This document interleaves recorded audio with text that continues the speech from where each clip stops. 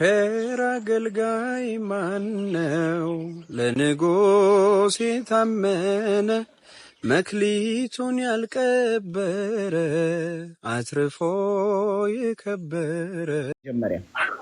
መቼም እንደዚህ እንደ ጅብራ በበዛ ኦርቶዶክስ መካከል ሆኜ ድርሳነ ሚካኤል ጌታ ሳይል እኔ አይልም አለልም አይደል? አዎ ማለት ለሰዎች ሲገለጥ የተገለጠላቸው ሰዎች ጌታ ብለው ጠርተውታል።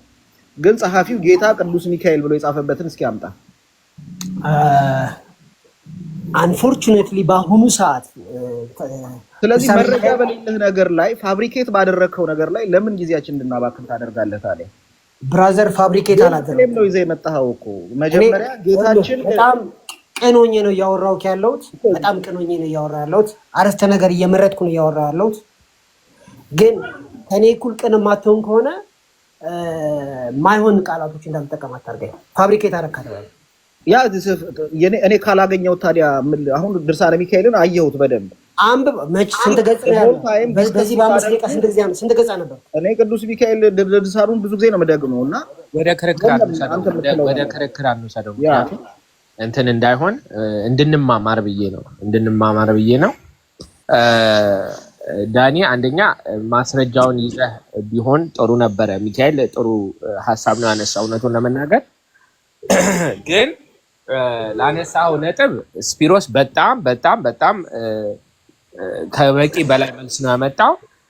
እኔም ራሴ ዝም ብዬ ሰርች ሳደርግ ሐዋርያ ሥራ ምዕራፍ 16 ቁጥር 19 ላይ ምን ይላል? ጌቶችም የተረፋቸው ተስፋ እንደወጣ ባዩ ጊዜ ጳውሎስና ሲላስን ይዘው ወደ ገበያ በሹማምት ፊት ጎተቷቸው ይላል። ጌቶቻቸውም እና ጌቶች እንግዲህ ያለው ራሱ ጸሐፊ ቅዱስ ጳውሎስ ነው ማለት ነው። ስለዚህ ማነው? ቅዱስ ሉቃስ ነው ማለት ነው። ስለዚህ ከዚህ የምናየው በመጽሐፍ ቅዱስ ጸሐፊዎቹ ሌሎቹን ሰዎች ጌቶች ብለዋል፣ ጌታ ተብለዋል። አንተም እኮ እንዳየኸው ግሪኩ ሚስተር ይላል እና አንድ የጌታ አጠቃቀም ወይም ኩሪዬ የሚለው የግሪክ ቃሉን ለአምላክ ወይ ለአምላክ እንዳልሆነ ለሰው እንደሆነ የምናውቀው አውዱ ነው እንጂ ማን ተጠቀመው የሚለው አይደለም። ስፒሮስ ሚት ብታረገልን ይቅርታ። ስፒሮስ እሺ። እና ከዚህ ራሱ ማየት ትችላለህ። ስለዚህ የመጀመሪያ አርጊውመንት ትክክል አይደለም። ጸሐፊው ጌታ ስላለው ቀጥታ ወደ አምላክነት ይወስዳል የሚለው ማለት ነው። ባይ ዘ ዌይ እንግዲህ አሁን የቤት ስራ ሰጥታችሁኛል። ያ የቤት ስራ የሚሆነው ምንድን ነው?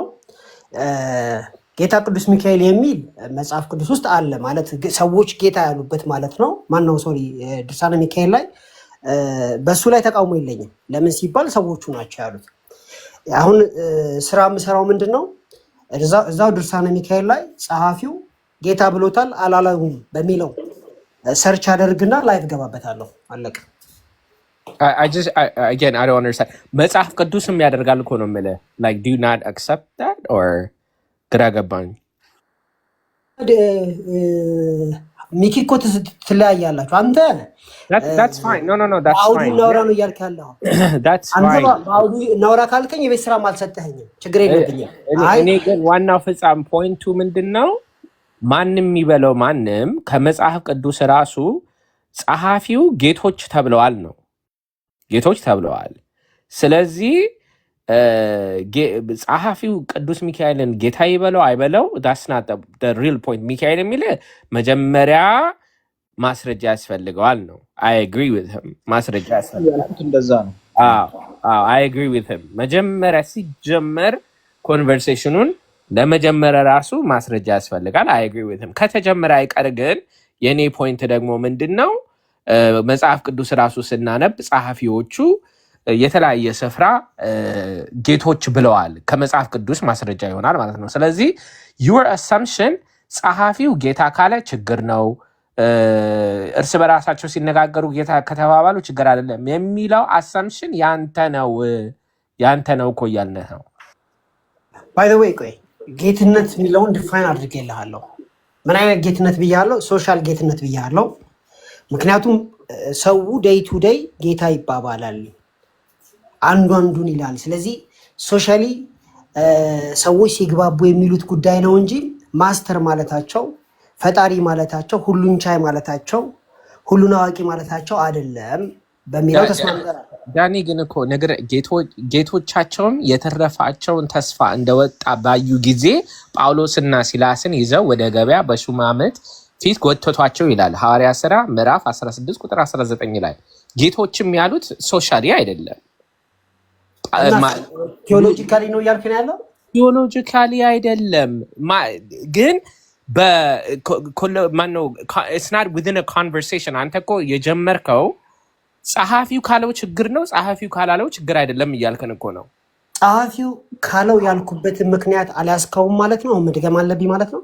ምክንያቱም ጸሐፊው ጌታ ሲል የእሱ ወርዲንግ የሚያሳየው ማስተር እያለ ነው።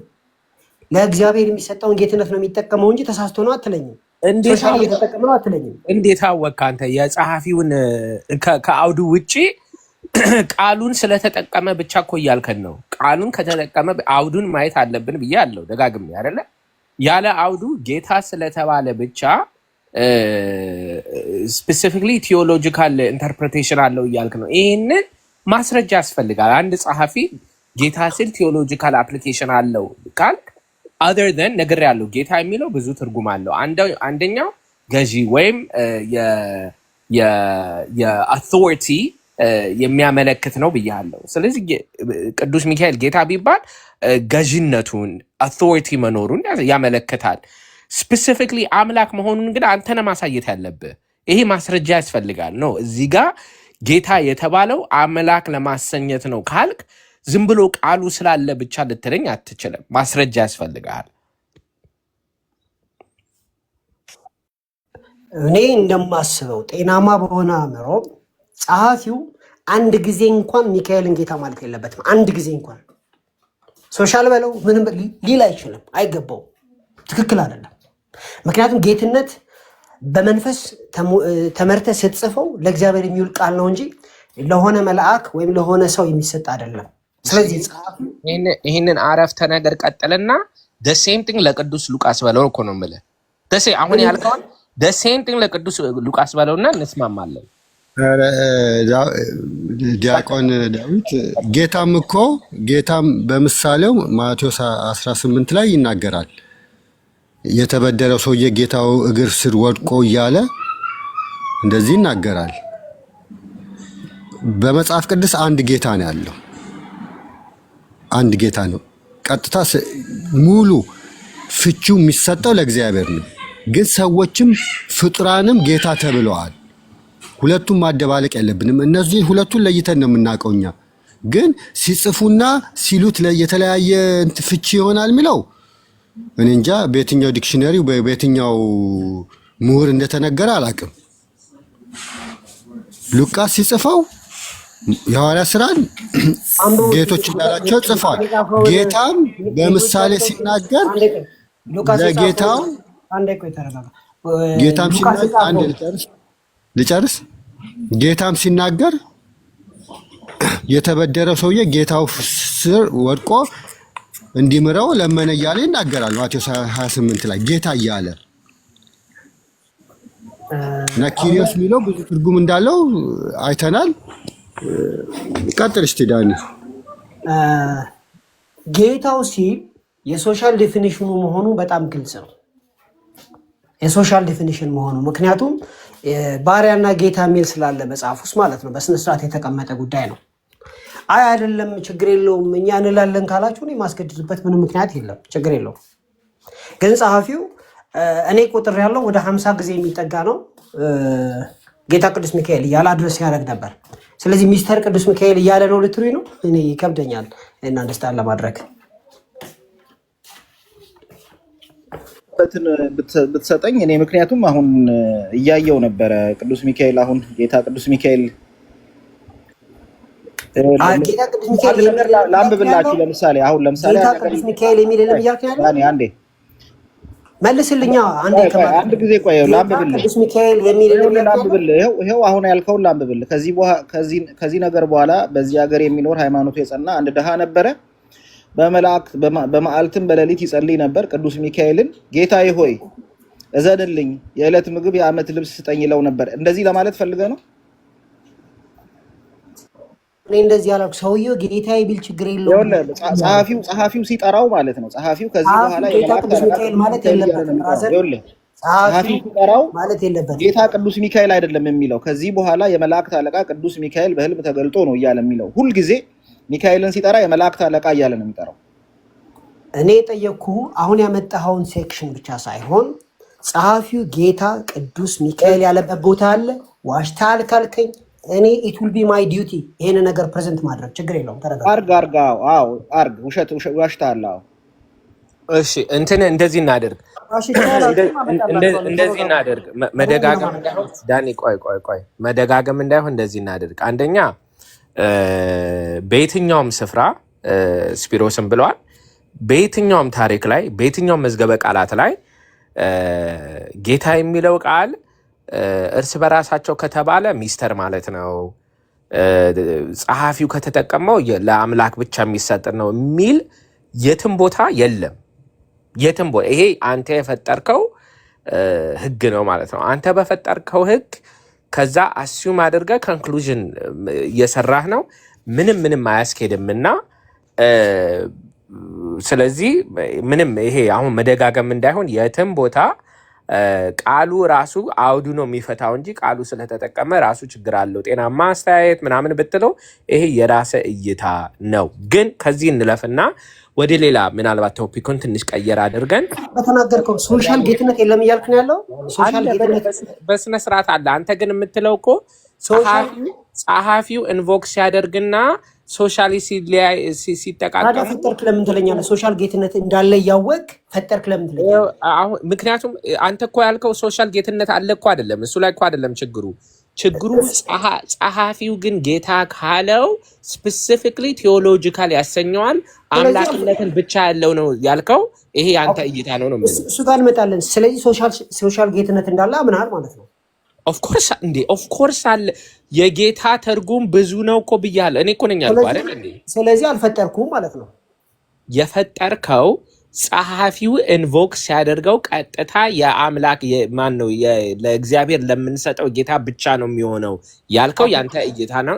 አሁን ደግሞ እሺ ጸሐፊውን በተመለከተ ጥያቄ ልጠይቅ። ጸሐፊው ሚካኤልን ጌታ ቅዱስ ሚካኤል ሲለው ሶሻል ጌትነት አድርጎ የሚጠራበትን አንድ ቴዎሎጂካል ምክንያት ሰጠኝ። This is a classical case of false dichotomy ማለት ሁለት ምርጫ ብቻ አይደለም ያለው። የጌታ ትርጉም ብዙ ነው። ትርጉሙን የምንፈታው ማን ተጠቀመው ሳይሆን አውዱን አይተን ነው የምንተረጉመው። ያንተ ኢንቬንሽን ምንድነው? የትርጉሙ ዋና የሚወስነው ጸሐፊው ነው ማለት ያንተ ኢንቬንሽን ነው። የትኛውም ታሪክ የሚያውቅ ላንጉጅ የሚያውቅ ቃል የሚተረጎመው የአውተርሺፑ ነው የሚል የለም። አውዱ ነው የሚፈታው። አውዱ ይፈታዋል ምን ብሎ ማለት ነው። ስለዚህ ይሄ ያንተ ኢንቨንሽን ነው። ኢትስ ዩር ኢንቨንሽን። አንደኛ ኢንቨንሽን እንዳልሆነ አምናሃል። ላስረዳ እንዳመንክ ላስረዳ። ዳኒ አሁን እኮ ደጋግሜ እኮ እየደገምኩ ነው። እንትን ሬፒቲሽን ሊሆን አያስፈልግም። አምናሃል እኮ አሁን ከደቂቃዎች በፊት ሶሻልና ቴዎሎጂካል እንዳለ አምናሃል። ዩ ጀስት ክሪኤትድ ኢት። አሁን ምንድነው ማድረግ እየሞከርክ ያለው ዳኒ? እኔ ማልለውን ነገር ቃልን ቀይረህ ሌላ ነገር ፕሩፍ ለማድረግ ነው የምትሞክረው። አሁን ሶሻል አላላልክም። ያንተ ፈጠራ የቱ ጋ ነው? ያንተ ፈጠራ የቱ ጋ ነው? ቃሉን የምንፈታው አኮርዲንግ ቱ ዘ አውተርሺፕ የሚለው ያንተ ፈጠራ ነው ነው ያልኩት። አላልኩም። አንተ ነው ያልከው። ከስር እንግዲህ እኔ ልድገምልህ ነው ያለው አይደል? 390 ሰዎች አሉ። እስቲ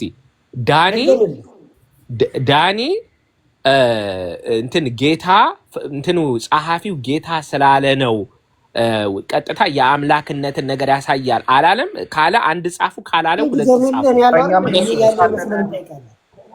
ካለ አንድ ጻፉ፣ ካላለ ሁለት ጻፉ እኮ። እኔ ልጠይቅ ልመልስልህ፣ እነሱ ለምን ጠይቃለህ? እኔ ያለው አይደል?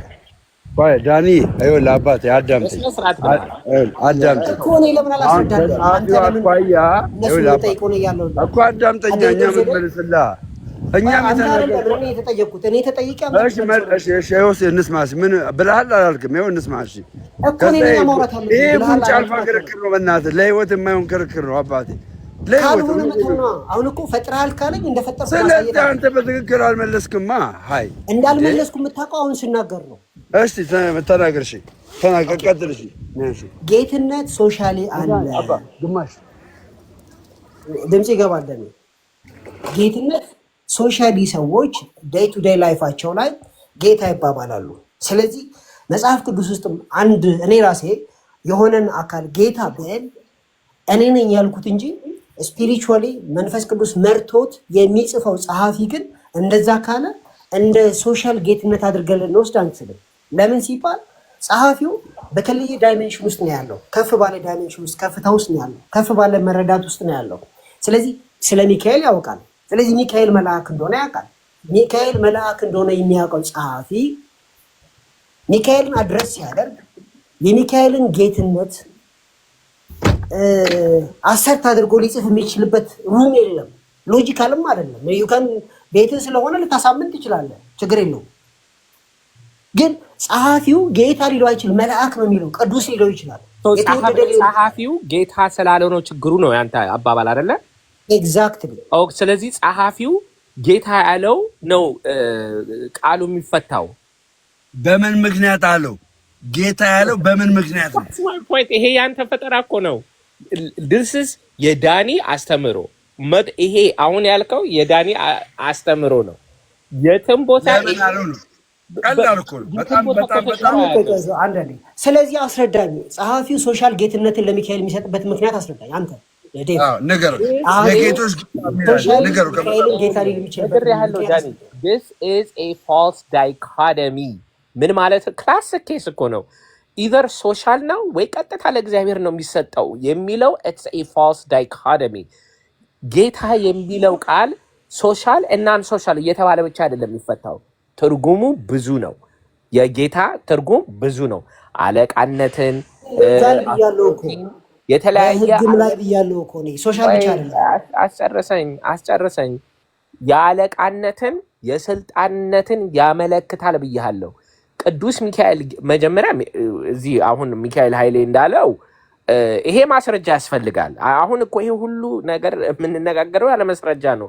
ተቀብለ ነው ግን ስለገባንበት ብዬ ነው እንጂ ከተባለም ጌታ ቢባል አውዱን ማየት ያስፈልጋል ነው የምልህ። አውዱን ካየነው አለቃነትን ሊሆን ይችላል፣ ኃያልነቱን ሊሆን ይችላል፣ ሊቀ መላእክትነቱን ሊሆን ይችላል። ይሄ ሁሉ ያመለክታል ቀጥታ ወደ ፈጣሪነት ወይ ወደ እግዚአብሔርነት የሚወስደው ምንድነው? አውዱ ነው። ጌታ ቅዱስ ሚካኤል ዓለምን ፈጠረ ካልከኝ አንተ ትክክል ነህ። ጌታ ሚካኤል ዓለምን ፈጠረ። ጌታ ሚካኤል ሁሉን አወቀ። ጌታ ሚካኤል እንደዚህ ብሎ ለእግዚአብሔር የምንሰጠውን ኳሊቲ ለሚካኤል ከሰጠ ያኔ እንነጋገራለን። ግን አሁን እንደዛ አውዱ ነው የሚፈታው እንጂ ጸሐፊው ስለተጠቀመ ጸሐፊው ስላልተጠቀመ የሚለው የዳኒ ኢንቨንሽን ነው። የዳኒ ኢንቨንሽን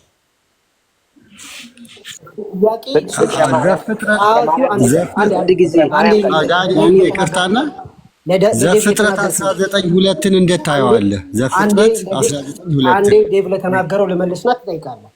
ዴቭ የጠየቁት ጥያቄ ጸሐፊው ሲጀመር ዳይኮቶሚ አይደለም ያደረኩት፣ ከዛ በላይ ነው ያደረኩት። ለምሳሌ ሌጋል ብያለው ጌትነትን በተመለከተ ሲጀመር ማለት ነው። ዴይ ቱ ዴይ ላይፍ ላይ ሶሻልም ብያለው፣ ቴዎሎጂካልም ብያለው። ብዙ ትርጉሞች አሉት እንጂ ዳይኮቶሚ ብቻ አይደለም ያልኩት። እኔ ሁለት ብቻ አይደለም ያደረኩት፣ ብዙ ትርጉሞች እንዳሉት አውቃለሁ። ጸሐፊው ግን ሚካኤልን ያውቃል ተብሎ ሰፖዝ ይደረጋል፣ ይታወቃል። ጌትነትን ሶሻሊ ሊጠቀም የሚችልበት ምክንያት ምንድን ነው ነው ጥያቄ። ሶሻሊም ካልሆነ ሌጋሊስ የሚጠቀምበት ምክንያት ምንድን ነው? ዳኒ ባጭሩ ይሄንን እናሳጥረው ይመስለኛል። ይሄን የሚመልሰው ዴቭ ነው ፕሊዝ።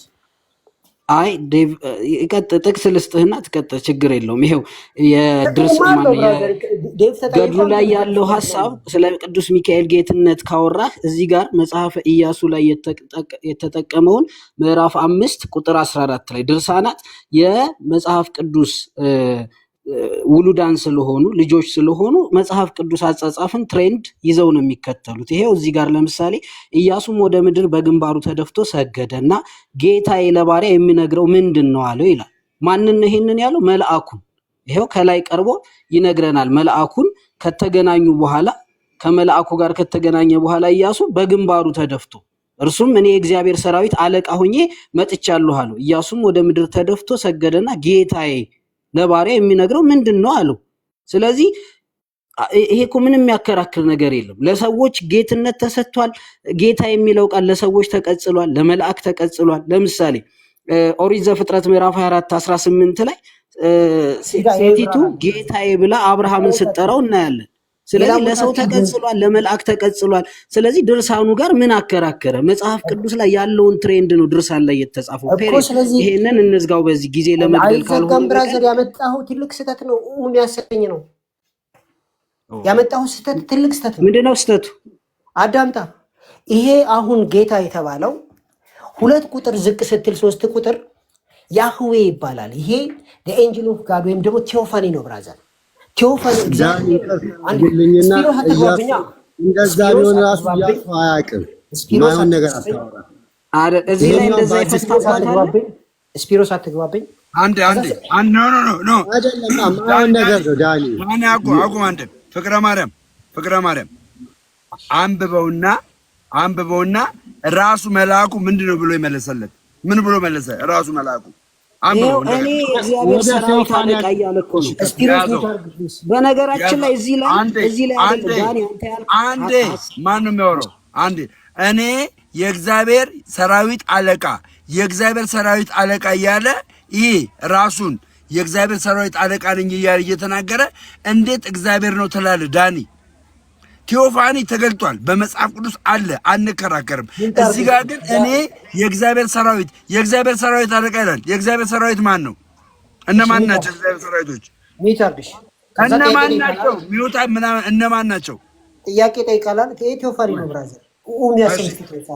እሺ አጭር ይሄንን አሁን የተነበበው ክፍል መልአክ አይደለም። የእግዚአብሔር ሰራዊት የተባሉት እነማን ናቸው? በግልጽ አጭር ነገር መልአክ ሆነ እግዚአብሔር እንኳ የሚያውቀው ነገር የለም። በነገራችን ላይ ስለ ኢያሱ ሳይሆን ነገር የለም። አንዴ የእግዚአብሔር ሰራዊት አለ አንድ አትጨርሱ። አንዴ ታወራለህ። አንዴ እሺ ቀጥሉ።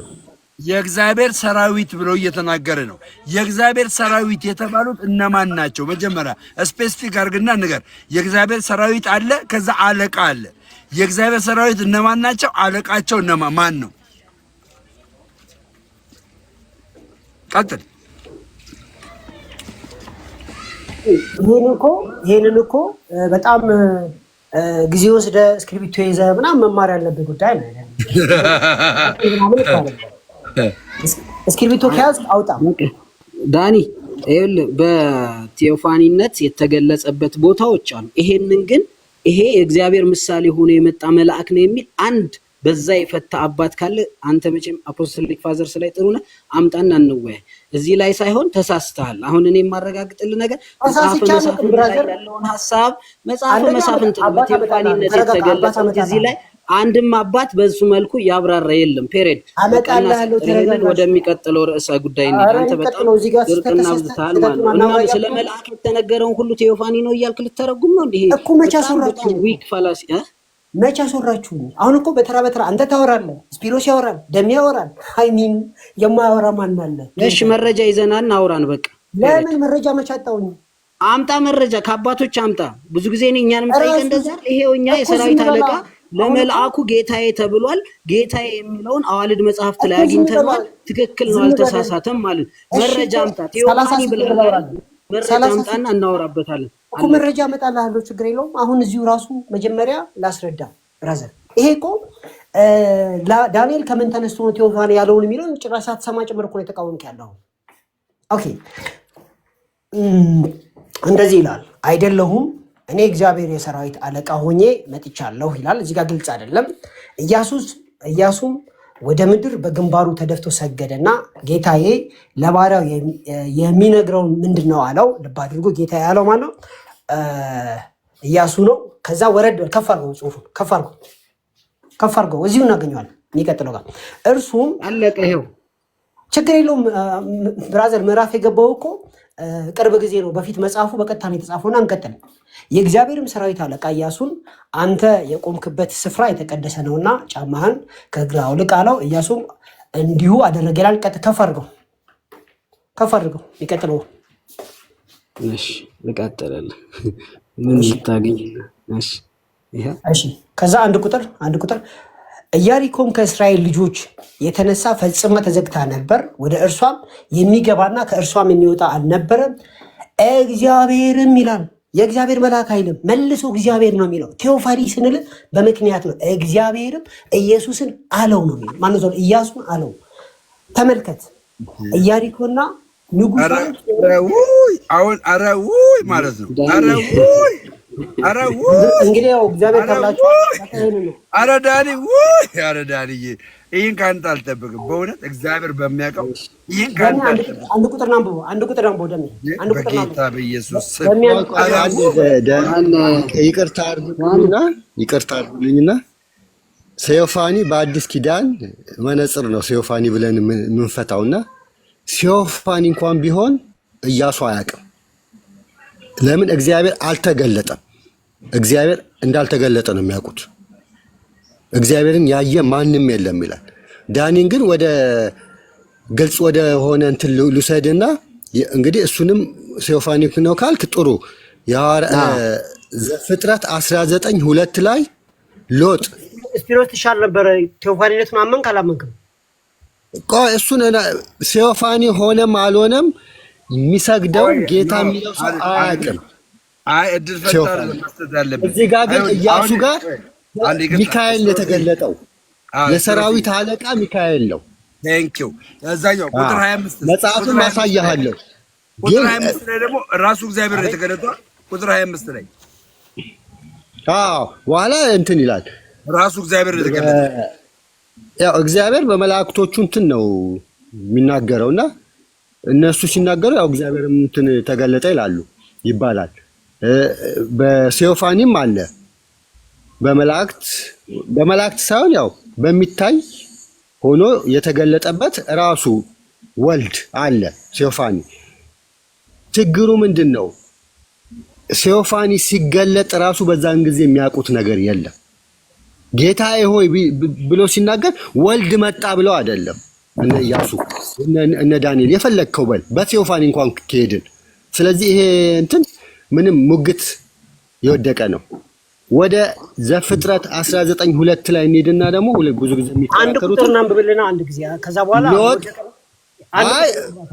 ዳኒ አንዴ ሎጥ ቅድም መጀመሪያ ጠቀስኩት ይልን ነበር። ሎጥ ጌቶች ብሎ የሰገደው ቴዎፋኒ ነበር ነው ለመላእክት ነው? ይሄንን ጨርስ ብራዘር። እኔ እየጠየቅኩ ነው። ይሄን ሳይጨርስ ለምን ሎጂክክን ስለሚያፈርሰው ነው ይሄን የማትሄደው። ይሄ ግልጽ የሆነ ስለሆነ ያኛው ላይ ቴዎፋኒያ ነው ምናምን እያልክ ብዙ ልትከራከር ትችላለህ። እሺ ዳኒ፣ እኔ አንድ ግልጽ ነገር ልንገርህ። እዚህ ጋር ያለው ሙግት እናቁምና ሌላኛው ወደ ኦርቶዶክስ እንዳትመለስ የሚከለክል ሌላ ፖይንት ምን አለ ወንድማችን? ምን አለ? የሌለ ነገር ምን አለ? አንተ ዝም ብለህ ንገረኝ እስቲ። እኮ ንገረና። መዳን በሌላ በማንም የለም እንድንበዘን ከሰማይ የተሰጠን ስም ይህ ነው ይላል አይደለ? እኔ ለስዕሉ አልሰገደ ከመካከላችሁ ይጥፋ፣ ስም አጠራው አይታወቅ ነው። ከመጽሐፍ ቅዱስ ነው ያልኩህ። ከመጽሐፍ ቅዱስ ነው ያልኩህ። ከመጽሐፍ ቅዱስ አንተ በኢትዮጵያ ኦርቶዶክስ የዘላለምን ሕይወት እንደማታገኝ የሚገልጽልህ ቁልፍ ቃል አለ ከመጽሐፍ ቅዱስ እኮ። ለስዕል ካልሰገድክ የዘላለም ሕይወት የለህም ትሎ የለ እንዴ? መጽሐፍ ቅዱስ ላይ ለስዕል ካልሰገድክ ይላል። ምን ምዕራፍ ላይ ምን ላይ አይልም? ታዲያ ለምንድን ነው ለስዕል ካልሰገዳችሁ የዘላለም ሕይወት ምን ምዕራፍ ላይ አለ? መጽሐፍ ቅዱስ ላይ ምን ምዕራፍ ላይ ለስዕል ካልሰገዳችሁ የሚል አለ እኮ። መጽሐፍ ቅዱስ ውስጥማ የለም፣ እናንተ ናችሁ የጨመራችሁት። አሁን ስለዚህ ማውራት ያለብን እናንተ በማታምኑ ሳይሆን በምታምኑ መጽሐፍ ቅዱስ ነው መነጋገር ያለብን። ስለዚህ በምታምኑ መጽሐፍ ቅዱስ ስንነጋገር በኢትዮጵያ ኦርቶዶክስ ተዋሕዶ ቤተክርስቲያን አንተን የዘላለም ሕይወት እንዳትወርስ የሚከለክል የመጽሐፍ ቅዱስ ክፍል አለ? ለስዕል ያልሰገደ እኔ ለስዕል መስገድ አልፈልግም። ሁላችሁ ከስር መጽሐፍ ቅዱስ እያላችሁ ጻፉ። መጽሐፍ ቅዱስ እያላችሁ ጻፉ። ኦኬ፣ መጽሐፍ ቅዱስ ውስጥ ለስዕል ስገዱ የሚል የለም? ዳኒ በጌታ ዳንዬ በጌታ ይኸውልህ ከመጽሐፍ ቅዱስ ደምረውን በጣም እርግጠኛ 100% እርግጠኛ ሆኜ የምነግርህ አሁን የኢትዮጵያ ኦርቶዶክስ ተዋሕዶ ቤተክርስቲያን ገባ አሁን ባለውበት ከዘላለም ሕይወት የሚያጎድለኝ ምንም ነገር የለም። እኔ የዘላለም ሕይወት የማያሰጠኝን እግዚአብሔርን እየተከተልኩት አይደለም። ስለዚህ የዘላለም ሕይወት አግኝተሃል? አዎ ደምረው የዘላለም ሕይወት ያላገኘው መቼ መሰለ? የማያገኘው ነገ ነው። ነገ አያውቀውም። ደምረው የዘላለም ሕይወት ይኑረው አይኑረው አያውቀውም። አሁን ግን ዛሬ ደምረው የዘላለም ሕይወት አለው። ነገ ግን ምን አይልም አያውቀውም። ለምን? ድኛለው። ዛሬስ እየዳንኩ ነው። ነገስ እድናለሁ።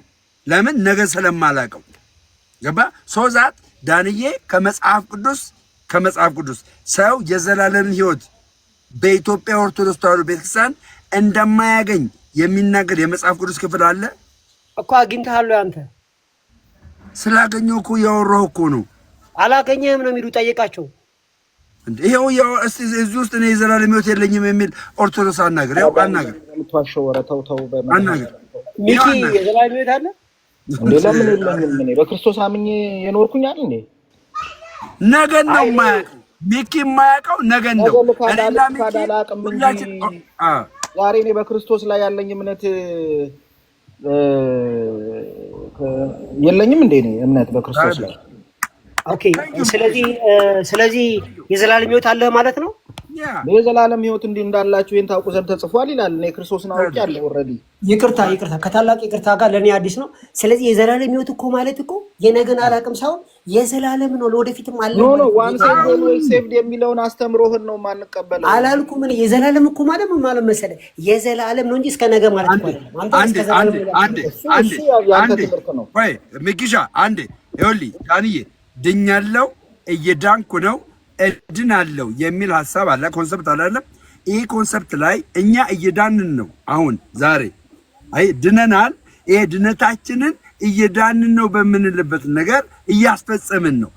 እያስፈጸምኩ ባለውበት ነገር ላይ እማምነው አምላኬ የምከተለው እግዚአብሔር የዘላለምን ሕይወት የማያሰጠኝ አይደለም፣ አገኘዋለሁ።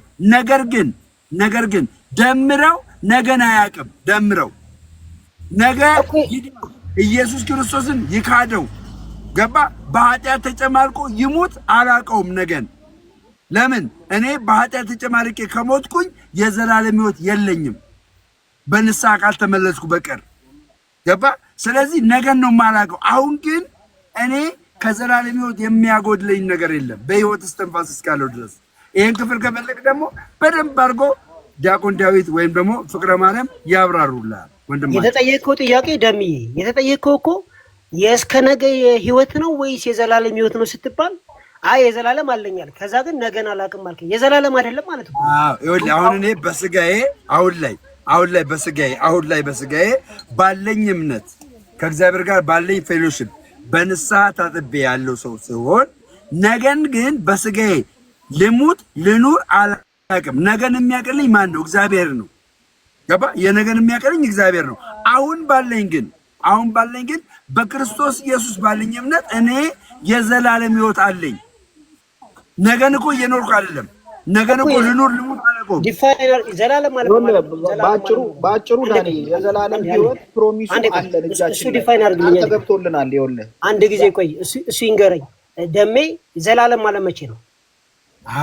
ዘላለም ማለት ይሄ ስጋችን ፍለሻችን ዘላለማዊ አይደለም። ዘላለማዊነታችን የሚረጋገጠው መንፈሳችን ነው። ለምን? በመንፈሳችን ሕያው ስለሆንን መንፈሳችን ስለማይሞት ገባ። አሁን ላይ ሆኜ ሕያው የሆነው መንፈሴ በክርስቶስ ኢየሱስ ስለዳነ ዘላለም ነው ሞርስ። መቼ ብሞት? አሁን ብሞት። ነገን ደግሞ አላውቀውም። ለምን? ነገ ደምሮ ሊክድ ይችላል ኢየሱስ ክርስቶስን። የዘላለም አይደለም ማለት ነው። ደሜ ቆይ እስኪ አንድ ጥያቄ ልጠይቀው። አንተ የዘላለም ሕይወት አለ አለኛው? ስለዚህ በስጋት ሞትም ማለት ነው። አልገባኝም። የዘላለም ሕይወት ማለት ስጋዬ ይሞታል ነው አይደል? ስጋዬ ይሞታል፣ መንፈሴ ግን ዘላለማዊ ነው። የዘላለም ሕይወት ስላለኝ ማለት ነው። ኖ መንፈስማ ዘላለም ነው። ሲኦልም ገብቶ ዘላለም ይኖራል፣ ገነትም ገብቶ ዘላለም ይኖራል። መንፈስ ዘላለማዊ ነው። ያ አሁን እዚህ ጋር እያወራን ያለ ነው ስለ የእግዚአብሔርን መንግስት ስለመውረስ ነው። የእግዚአብሔርን መንግስት ለመውረስ ደግሞ አሁን አንተ ፕሮሚሱ ነው ያለህ ወይስ በቃ አንተ ገነት ነው የምትገባው ተብለ ሰርተፍኬት ተሰጥቷል? ተሰጥቶኛል። ምክንያቱም ጌታ ራሱ ምን አለ መሰለህ ዳንኤል አንድ ያዳምጣ ጥያቄ ከጠየቅ ዝም በል ጥያቄ ከጠየቅ ዝም ዳንኤል አይደለም ነገ ብትሰልምስ ነው እኔ ጥያቄ እኮ ያን የዘላለም ሕይወት አልተቀበልኩም ማለት ነው ሲጀመር ራሱ ከመጀመሪያው ምክንያቱም መጽሐፍ ይሄ የካልቪን ትምህርት እንጂ አባቶች ትምህርት አይደለም። እና ኦኬ ዮሐንስ 3:16 17 18 አንብብልኝ የዘላለም ሕይወት ይላል እኮ እሱ በአውዱ የሚፈታ ነው። አሁን ያልከው ግን ከመጀመሪያውም ቢሆን አላመንኩም ነበር ያልከው ግን የካልቪን ትምህርት እንጂ አባቶች ትምህርት አይደለም ነው የምልህ። ገብቶኛል። አሁን የዘላለም ሕይወት አለኝ ወይስ የለኝም የሚለውን ከዛ ጽሑፍ አንፃር ስታነበው ምን ገባ? ነገ እስላም ብትሆንስ እኮ አልኩህ እኮ አንድ ሰው እስቲ ይሄንን ቃል አንብብልህ አንዴ የተጠየቁትን ልመልስ አሁን አንተ እርግጠኛ ሆነ ሰርተፊኬት እንደተቀበልክ ድነትህን እንዳረጋገጥክ እየነገርከን ነው። ልክ ነኝ? እየነገርከኝ ነው። መጽሐፉ የዘላለም ሕይወት አግኝታችኋል ስለሚል የዘላለም ደግሞ መጽሐፍ ደግሞ ድነትን እንደማታረጋግጥ ይነግራል።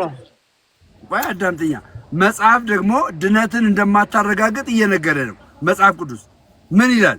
ጳውሎስ ለፊልጵስዩስ ሰዎች ደብዳቤ ሲጽፍላቸው ምዕራፍ 2 ቁጥር 12 ላይ እንደዚህ የሚል ነገር ነገራቸው። ምን ብሎ እንደዚህ ይላል? ስለዚህ ወዳጆቼ ሆይ፣ እነዚህ ወዳጆች የሚላቸው ምን ያሉ ናቸው? የዳኑ ናቸው። ሁልጊዜ እንደታዘዛችሁ በእናንተ ዘንድ በመኖሬ ብቻ ሳይሆን ይልቁንም አሁን ስርቅ ከእናንተ ስርቅ በፍርሃትና በመንቀጥቀጥ የራሳችሁን መዳን ፈጽሙ ይላል። ፈጽሙ የሚለው ነገር ሂደት ያለው ነገር ነው። እየፈጸምክ ነው አንተ ወይስ ፈጽመህ ጨርሳል? እኮ እየፈጸምኩ ነው። ሕይወቱ ግን የዘላለም ነው። ጨርሻለሁ። በቃ ቀጥል ሚኪ። እየፈጸመ ነው።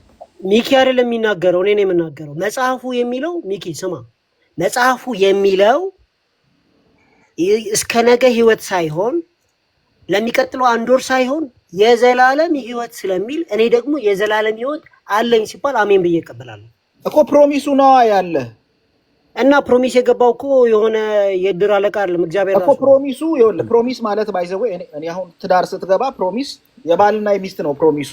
አንተ በእግዚአብሔርና በአንተ መካከል ፕሮሚስ አለ። እግዚአብሔር ፕሮሚሱን ይክዳል አንልም። አንተ ግን ልትክድ ትችላለህ። የምትሰልመው አንተ እንጂ በእግዚአብሔር ከዛ በኩል ኪዳኑን ትቶ አይደለም። አንተ ኪዳኑን አፍርሰህ ስትወጣ መዳንንም ማብረታታለህ ነው እያልን ያለ ነው። ስለዚህ በመፍራትና በመንቀጥቀጥ መዳንን ትፈጽማለህ እስከ መጨረሻው የጸና እሱ ይድናል ነው የሚለው። ይኸውልህ እኔ እያልኩ ያለሁት የተጻፈልኝ የዘላለም ሕይወት ስለሚል እኔ ዳንኤል የዘላለም ሕይወት አለ የእስከ ነገ ሕይወት አይደለም ብራለ እኮ። እሱን እኮ ማንም አልካደም። የእግዚአብሔር የምትፈጽመው ምንድነው ታዲያ? ቆይ አንዴ ሚኪሻ አይደለም እየፈጸምኩ ነው አለ። ፈጽሞ እኮ አልጨረሰም። እየፈጸምክ ያለው የዘላለም ሕይወት ለመውረስ ነው ወይስ ምን ለማድረግ ነው እየፈጸምከው ያለው? ስለወረስኩኝ ነው። ስለወረስኩኝ በጌታ ስም ባትፈጽምስ?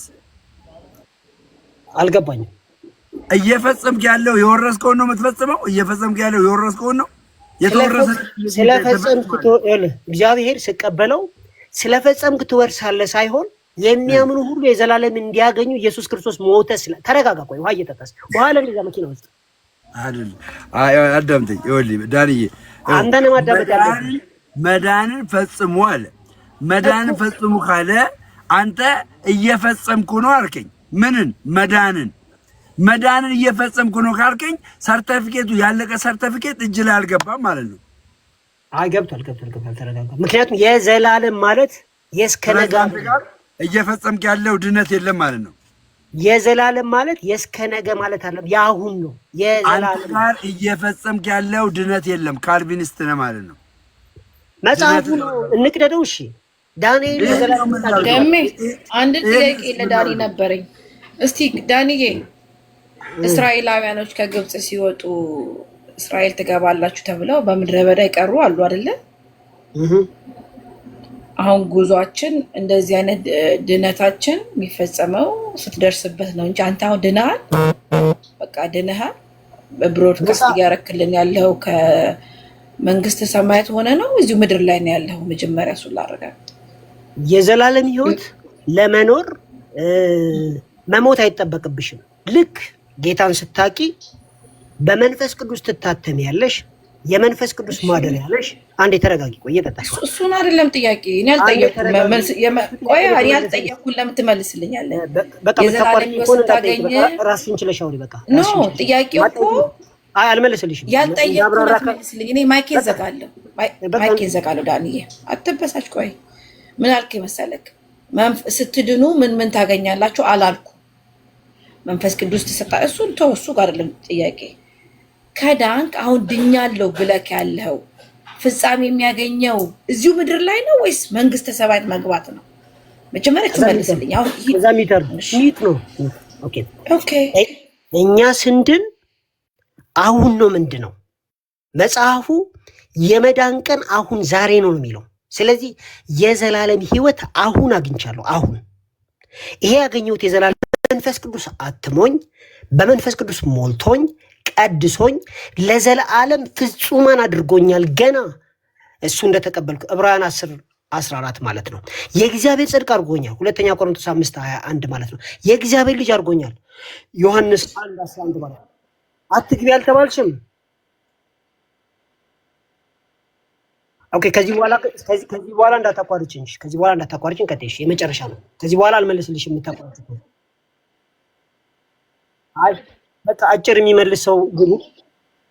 አጭር የምትመልሱላት ሰዎች ግቡና መልሱላት።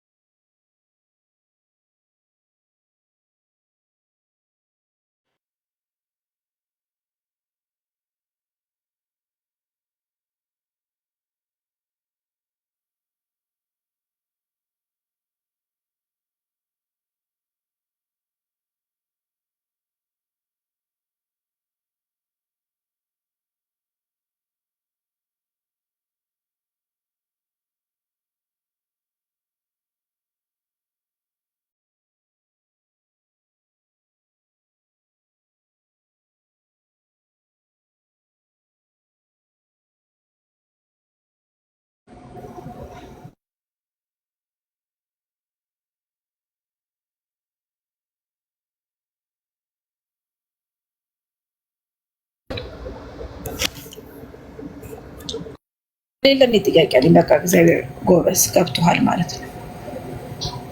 አዎ ደሜ ሌላ ሰው ማውራት እንደሱ አይነት ድነት እኮ ቢኖር ኖሮ እኔ አንደኛ ነበር የሚገባው። ድኜ በቃ እንደፈለኩ ማድረግ ቢሆን ለምን ኦርቶዶክስ አትሆኝም? ከፍቅረ ጋር ቀስ ቀጥይ። ለምን እንደማትሆኝ አንደኛ ማንሆንበት እግዚአብሔር አንድ ብቻ ሆኖ ሳለ አንድ አካል ብቻ ኖሮት መጽሐፍ ቅዱስ እያስተማረን እግዚአብሔር አንድም ነው ሶስትም ነው፣ አካላቶቹ ሶስት ናቸው። ኢየሱስ ክርስቶስ ደግሞ እግዚአብሔር የላከው እግዚአብሔር ነው የሚባል ትምህርት ስላለ እኔ መቀበል ይከብደኛል። ጌታችን ኢየሱስ ክርስቶስ ከሱ ሌላ አምላክ የለም ብዬ ስለማምን ደምረ ፍቅረ ማርያም ጋር ነው ቀጥ የተባለው። ሰላማችሁ ይዛ ወጥቻለሁ። ተባረኩ። አመሰግናለሁ። ባይ ባይ። እና ኦርቶዶክስ አትሆን ዳኒ፣ ኦርቶዶክስ አትሆን ይደብራል። እንደዚህ ያስተምረን ስራሷ ጴንጤ መሆን አለባት። ኦርቶዶክስ እንደዚህ ያስተምረን። ኧረ ይደብራል። እንደዚህ ያስተምረን ዳኒ። እንደ መልስ ተመልሷል።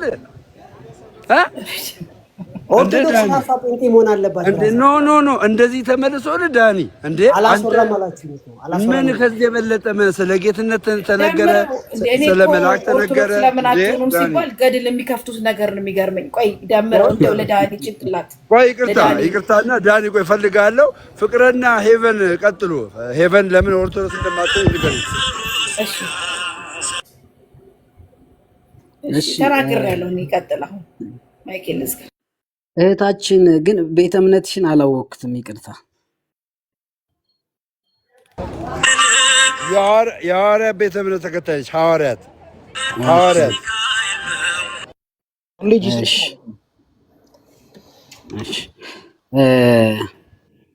እንደ እህታችን ያው እንግዲህ በሶስትነት አታምኝም አንቺ።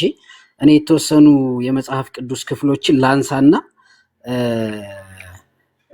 እስኪ እነዚህን እንዴት አድርገሽ ትተረጉሚዋለሽ? ለምሳሌ መዝሙረ ዳዊት መዝሙር 33 ወይንም በቅንፍ መዝሙር 32 በቅንፍ 33 ቁጥር 5 ላይ እንዲህ ይላል። በደንብ አዳምጪኝ እህቴ። የእግዚአብሔር ይቅርታው ምድርን ሞላ ይላል። በደንብ አዳምጪኝ። የእግዚአብሔር ይቅርታው ምድርን ሞላ፣ በእግዚአብሔር ቃል ሰማያት ጸኑ፣ ኃይላቸውም ሁሉ በአፉ እስትንፋስ ተከናወነ ይላል። እዚህ ጋር ሶስት ነገሮች ተገልጸዋል። የእግዚአብሔር ይቅርታ የሚል ሐሳብ ቀጠለና በእግዚአብሔር ቃል አለ ቀጠለና የአፉ እስትንፋስ አለ። እነዚህ ሶስት ነገሮች ምንድን ናቸው? በምንድን ነው የምትረጂው?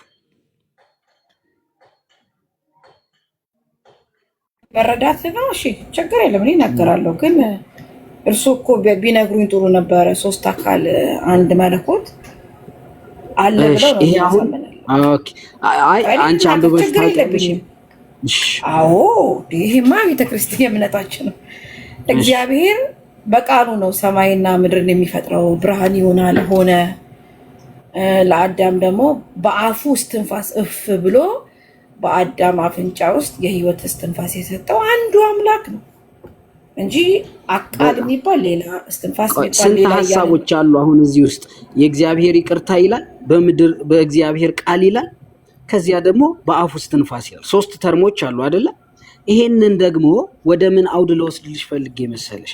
ለምሳሌ ኦሪት ዘፍጥረት ምዕራፍ 3 ቁጥር 22 ላይ እግዚአብሔርም አዳም ከእኛ እንደ አንዱ ሆነ ይላል።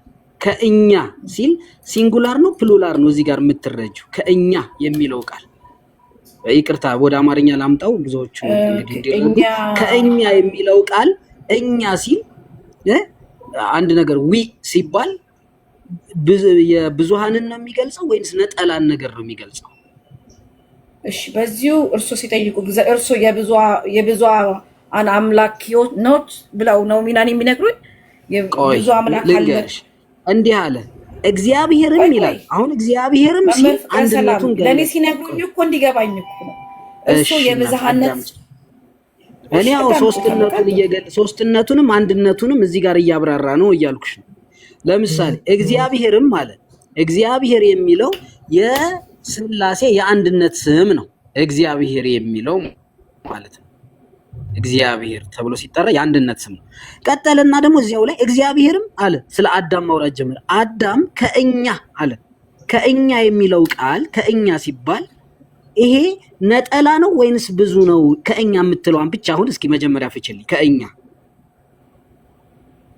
ኦኬ፣ ከእኛ ማለት ብዙ ነው። ብዙ ለምንድን ነው የነገሩኝ? እግዚአብሔር ስንት ነው? መምህር ፍቅረ ማርያም እኔ በእንዲህ አይነት መንገድ ማውራት እኔ የሚጠይቁኝን እመልስልዎታለሁ። እርሶ ብዙ ስለሆነ ምን ይሁን ነው የኔ ጥያቄ እኮ። እግዚአብሔር ብዙ ነው እንበል ነው ወይስ እግዚአብሔር ሶስት አካል አለው ነው ይሉኛል። የአካል ሶስትነትን እየገለጸ ነው እያልኩሽ ነው እኔ። በጣም ለሱ ደግሞ ማረጋገጫ እኮ አመጣልሻለሁ። ችግር የለም ይኖር ሶስት አካላት ነው የኔ ጥያቄ እሱ አይደለም። መንፈስ ቅዱስ ጥያቄን ስሙ። ታዲያ ምንድነው ጥያቄሽ? ሆሊ ትሪኒቲ ላይ አይደል ጥያቄሽ? ቆይ አድምጡኝ። ጥያቄ እግዚአብሔር ሶስት አካል ስላለው የአካላቶቹ ብዝሃነት ለእግዚአብሔር ጥቅም ምንድነው? ምንድነው የሚጠቅመው? እግዚአብሔር ሶስት አካል ስላለው ምንድነው የሚጠቅመው? እግዚአብሔር ሶስት ነው እንድል ነው ወይስ እግዚአብሔር ሶስት አካል ነው እንድል ነው የሚጠቅመው? ለሰው ልጆች ምንድነው የሚያስተምረው? የእግዚአብሔር ሶስት አካል የእግዚአብሔርን ሀልዎት እንድታውቂ ነው። እግዚአብሔር ማን ነው ስትባይ እግዚአብሔርን በእርግጥ በባህሪው ማንም ያወቀ የለም በፍጹም። በቃ እግዚአብሔር ሙሉ በሙሉ ማንም መርምሮ የሚያውቀው የለም። ኦፍ ኮርስ ግን መጽሐፍ በገለጠልን ልክ ግን እግዚአብሔር ለምሳሌ ሶስትነቱን መጽሐፍ ነግሮናል። መጽሐፍ ቅዱስ የነገረንን እግዚአብሔር እንድንረዳው እያደረኩሽ ነው። መጽሐፍ ቅዱስ እግዚአብሔርን እንዴት አድርጎ ይገልጸዋል? ጥቅም ምንድነው? እርሱ ተረድተው ነው አይደለ? እኔ ማይክ ይዘጋል። ተረድተዋል። ቆይ እስኪ አንድ ጥያቄ ልጠይቅሽ። አንቺ ስንት እጅ አለሽ? ስንት እጅ አለሽ? ሁለት እጅ ነው ያለኝ። ለምን ሶስት እጅ አልኖረሽም? ለእግዚአብሔር ለሰዎች ልጆች ሁለት እጅ እንደሚበቃ ስላወቀ ሁለት እጅ ሰጠን። በቃ እግዚአብሔርም የራሱን ባህሪ ሶስትነት አካሉ መሆኑን ስላወቀ እሱ ላይ ገብተንኛ እሱ ላይ አንመራመርም። እግዚአብሔር ለምን ሶስት ሆነ? ሌላ ነገር ሶስት መሆኑ ከተገለጸልን እሱን አሜን ብሎ መቀበል ግን ይጠበቅብናል ነው። ኦኬ አሁን ደግሞ ስለዚህ አሁን አንቺ ጋር የምናወራው ለምን ሶስት መሆን ለምን አስፈለገው አይደለም። መጀመሪያ ሶስትነቱን አታምኝም አንቺ። ሶስትነቱን እንድታምኝ ደግሞ መጽሐፍ ቅዱስ ያስረዳን። መጽሐፍ ቅዱስ ላይ እስኪ እንረዳ አልኩሽ።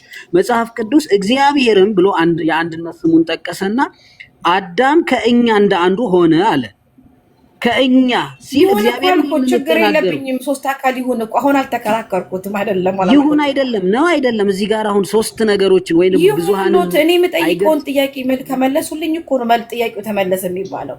ያንቺ ቤተእምነት ጥያቄ እኮ ለምን እግዚአብሔር ሶስት ሆነ እኮ አይደለም እህቴ። አሁን ያንቺ ፐርሰናል ጥያቄውን ተይው። መጀመሪያ ከዛ ካለሽበት ቤተእምነት የሚመልስሽ ከዚያ በኋላ ሌላውን ምርምር ትቀጥያለሽ ማለት ነው። ግን እግዚአብሔር እንረዳዋለን። እሺ ስሙኝ፣ አድምጡ። እግዚአብሔር ሶስት አካል አለው እንጂ አንድ መለኮት ነው አይደለም? ትክክል። አሁን የኔ ጥያቄ እግዚአብሔር ባለ ሶስት አካላት መሆኑ መለኮቱን አላበዛም? አሁን እርሶ ሶስት መለኮት ነው ቢሉ ይኖረው ኦኬ ሜክ ሴንስ። ምክንያቱም እግዚአብሔር አይምሮ ሰጥቶኛል። እኔ በአይምሮ ነው እያሰብኩ ያለው። መጽሐፍ ቅዱስም አንድ አምላክ በክርስቶስ ኢየሱስ እንደተገለጠ መጽሐፍ ቅዱስ ሁለጭ አድርጎ ነው የሚነግረን። ከጌታችን ከኢየሱስ ሌላ አምላክ እንደሌለ ነው መጽሐፍ የሚነግረን። እርሶ ግን ምን አይነት ነገር የጠየቁት ጥያቄ ሁለተኛው አንደኛው አካል አምላክ እንዳለለው መለኮት አንድ ነው ብሎ ስለሚያምነው ማለት ነው። ሁለቱ አካላቶች አንደኛውን አካል ሰው ሁን ብሎ ላከው። ያም የተላከው ሰው ነው፣ አምላክም ሰው ነው ይሉናል።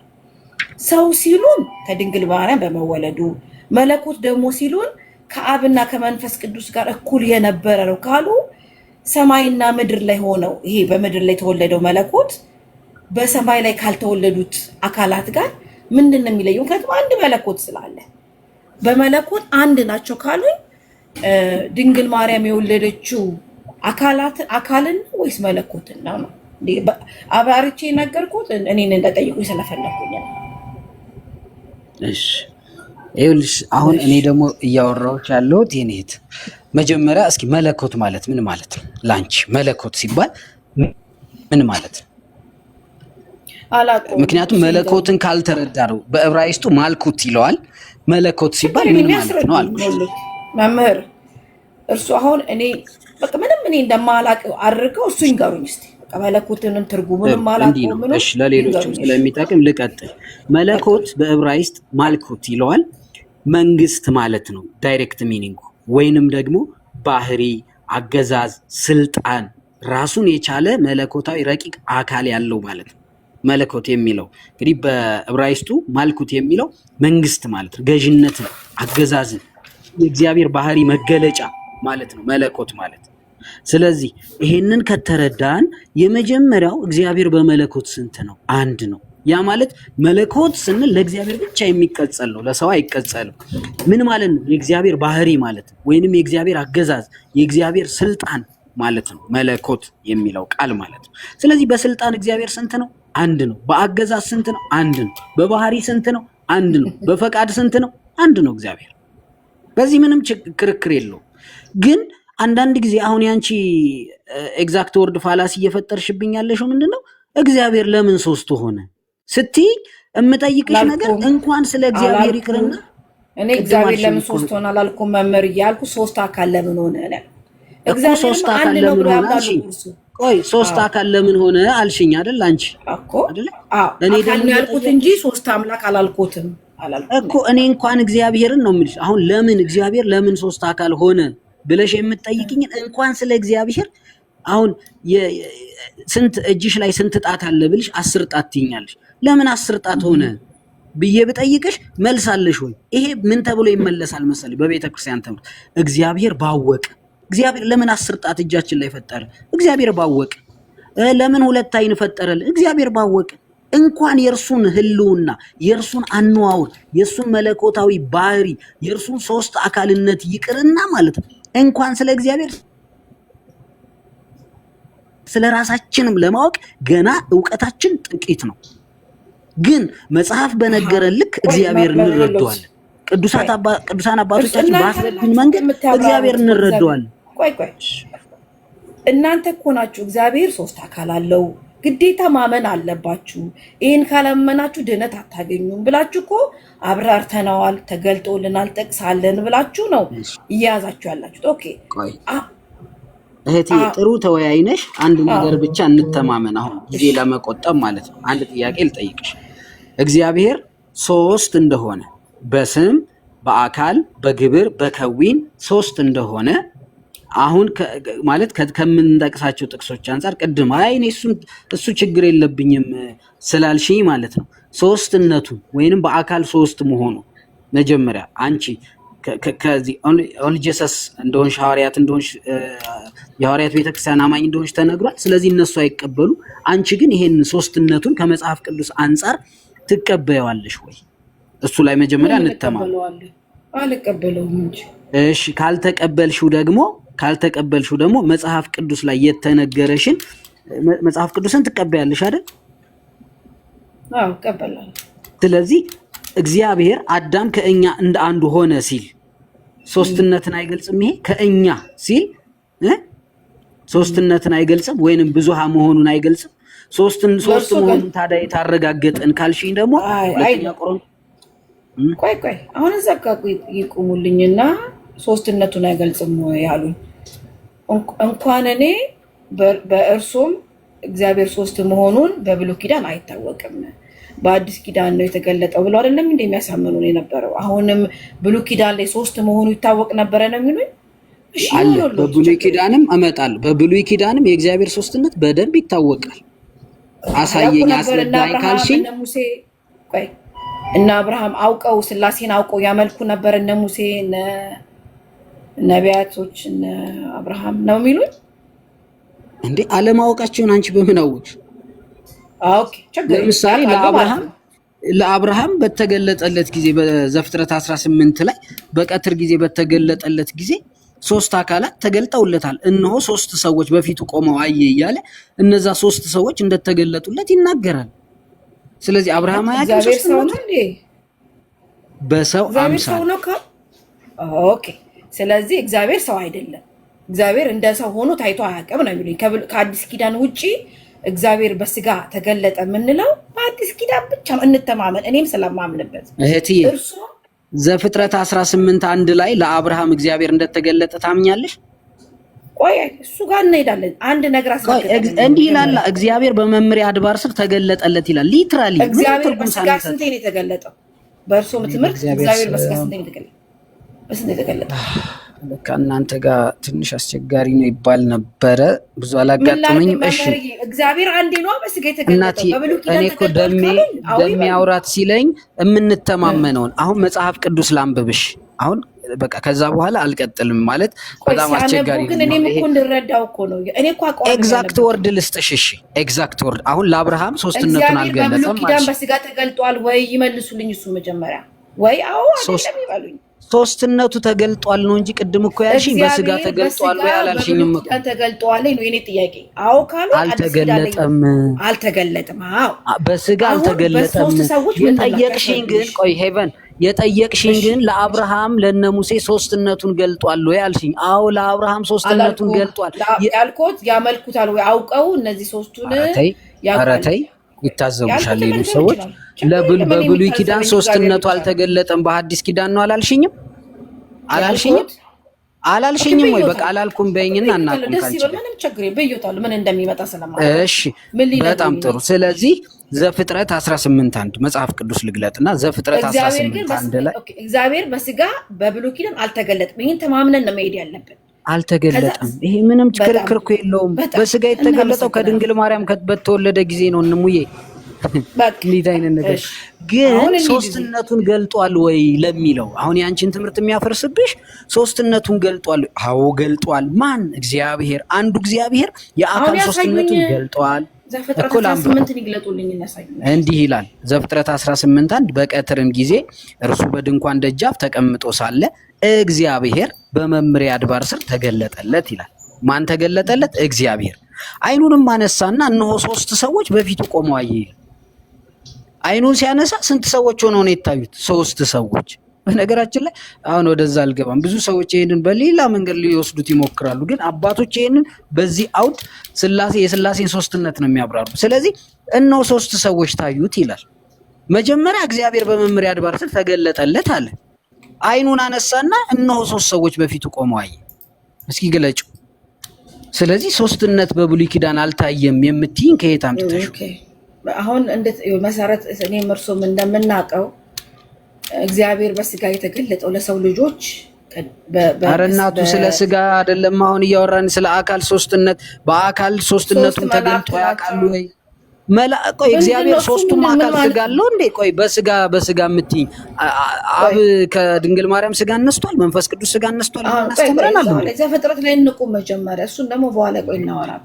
ታዲያ በስጋ አትበያ። በስጋ የተገለጠ ክርስቶስ ኢየሱስ ብቻ ነው። ሰዎች ካሉ 3 ሰዎች ነው መጽሐፍ ቅዱስ ለአብርሃም 3 ሰዎች ተገለጡለት ካሉ 3 ሰዎች ተገለጡለት። እነዛ ሰዎች ደግሞ መላእክቶች እንደነበሩ እዛው ቁጥር 19 ላይ ይናገራል። ስለዚህ እግዚአብሔር ነው ካሉኝ እርሶ እነዛ አብርሃም ቤት የት ላይ ነው ቁጥር 19 ላይ የሚነግር? ቆይ ልናገር። እሺ ጋንዴ እኔ አለምጮታለሁ። አብርሃም ቤት ገብተው ጠቦት ታርዶላቸው እግራቸውን ታጥበው እርጎ ጠጥተው ሁሉ ነገር የወጡ ሰዎች ናቸው እንጂ እግዚአብሔር ነው ካሉኝ ደፈር ብለው ይንገሩኝ እንዳምን እኮ ነው። ካልሆነ ምን እያሉኝ እንደሆነ አዶን ነው። እግዚአብሔር በስጋ የተገለጠው በአዲስ ኪዳን ላይ ነው ይሉኛል። ኦኬ አልኩት። በብሉይ ኪዳን ላይ ደግሞ አብርሃም ቤት መጥቶ እግሩን ታጥቧል አይደለ? እግሩን ታጥቦ እንጎቻ ተጋግረውላቸው የበሉ ሰዎች ናቸው። እነሱ ሰዎች እግዚአብሔር ናቸው ካሉኝ እሰየው፣ እሱ ጋር ማውራት እንችላለን። አይደለም ካሉኝ ግን ማን ናቸው ነው? መላእክት ናቸው። ለአብርሃም እናቴ እግዚአብሔር በተለያየ መልኩ አንቺ የፈለግሽው ኦኬ በስጋ እግራቸው ስለታጠበ ምግብ ስለቀረበላቸው ይሄ ስላሴ አይደለም ነው የምትይኝ አይደል? እርሱ እግዚአብሔር ነው የሚሉት? አዎ እግዚአብሔር ነው የተገለጠው። እግዚአብሔር በስጋ አልተገለጠም አላሉኝም እንዴ? ቆይ በብሉይ ኪዳን ላይ እግዚአብሔር በስጋ አልተገለጠም ብለውኛል እኮ። አብርሃም ከዳሰሳቸው፣ አብርሃም እግራቸውን ካጠበ፣ ምግብ ከበሉ እነዚህ 3 ሰዎች ሰው ናቸው፣ የሚዳሰሱ የሚነኩ የሚታዩ ናቸው ማለት ነው አይደለ? እግዚአብሔር እናቴ ለሱ የሚሳነው ነገር አለ? እግዚአብሔር በብርሃን አምሳል ተገልጧል። ቆይ እንደሱ አይነት ነገር ውስጥ አሁን የሚያወራው ስለ ችሎታ አይደለም። እግዚአብሔር ይኸውልሽ፣ እግዚአብሔር በሰው አምሳል ይገለጣል። ምክንያቱም በግርማው ቢገለጥ ከእርሱ ፊት ማንም የሚቆም የለም፣ በግርማው ቢገለጥ። ስለዚህ መላእክትም እኮ ረቂቃን ናቸው፣ እንኳን እግዚአብሔር መረቂቃን ናቸው። ግን ሲገለጡ በምን አምሳል ይገለጣሉ? በሰው አምሳል ይገለጣሉ። ረቂቃን የሆኑት መላእክት ማለት ነው። ስለዚህ እግዚአብሔር በሰው አምሳል ቢገለጥ ያ ማለት ግን የመጨረሻውን ድህነት ከሚያደርግበት መገለጥ ጋር አንድ ነው እያልን አይደለም። ኤንዌይስ አሁን ይሄን ያነሳንበት መንገድ ምንድን ነው? ልዩነቱን ይንገሩን። ከመሄዶት በፊት አንድ አይደለም ማለታችን አይደለም አሉ። እዚህ ጋር የሚለይ ሰው ምን እያሉኝ ነው? አሁን እኮ እዛ ጋር ሰው ሆኗል ይሉኛል፣ እዚህኛው ጋር ደግሞ አንድ አይደለም። ምን እያሉኝ ነው? እሺ እዛ ጋር ሰው ያልሆኑ ሰዎች ናቸው እግዚአብሔር የተገለጠው። እግዚአብሔር ሶስት ሆኖ አብርሃም ቤት ተገለጠ ካሉኝ አብ ወልድ መንፈስ ቅዱስ ናቸው የተገለጡት በስጋ። እግዚአብሔር በተለያየ ነገር ይገለጣል። እግዚአብሔር በተለያየ ነገር ይገለጣል አልኩሽ። ትክክል፣ እሱ ጋር ችግር የለም። ስለዚህ እግዚአብሔር በሰው አምሳል ይገለጣል። አምሳል ማለት ግን ጀስት አሁን ከዚህ ለኛ መረዳት እኛ እንድንረዳው ሆኖ ይገለጣል እንጂ እግዚአብሔርን እኮ በባህሪው አንድስ እንኳን ያየው የለም ተብሎ እኮ ነው የተጻፈው። በባህሪው ማን አይቶታል እግዚአብሔርን? ግን እግዚአብሔርን አሁን የምንረዳው በምንድን ነው? እግዚአብሔር በሰው አምሳል ሲገለጥ ግን እናውቀዋለን። ይኸውልሽ በሰው አምሳልና ሰው ሆኖ መገለጥ በጣም የተለያዩ ናቸው። አሁን ለአብርሃም ይሄ አምሳል የሚሉኝ በልቷል ጠጥቷል አይደለ? በብሉይ ኪዳን ተጨብጧል። አሁን እያወራን ያለነው ስለ 3 አካል ነው አይደለ? ስለ 3 አካል ነው እያወራን። ምን ጥቅሙን ይንገሩኝ። የ3 አካል እግዚአብሔር 3 አካል አለው ብሎ የሚሉኝ እርስዎ ኖት። 3 አካል እግዚአብሔር ስላለው ምንድነው? እግዚአብሔር 3 አካል ስላለው ይሰራል። ኦኬ ሁለተኛው ጥያቄ ነው መልሱ። ቆይ እንዲህ እናድርግ። ቆይ እዚሁ ላይ ልቀጥልልሽ እስኪ።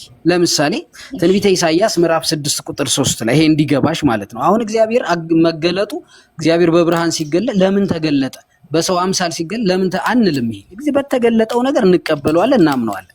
ትንቢተ ኢሳይያስ ምዕራፍ 6 ቁጥር 3 ላይ እንዲህ ይላል፣ አንዱ ለአንዱ ቅዱስ ቅዱስ ቅዱስ የሰራዊት ጌታ እግዚአብሔር ብሎ ይገልጸዋል። ይሄንን ሊቁ ሱኒቲዮ የተባለውም ሲተረጉመው በሃይማኖተ አበው 110 ቁጥር 17 ላይ 3 ጊዜ ቅዱስ ቅዱስ ቅዱስ ማለት የአካል ሶስትነትን ያስረዳል። አባ ጊዮርጊስ ዘጋስጫም ቅዱሳን ለቅዱሳን ብሎ ይተረጉመዋል።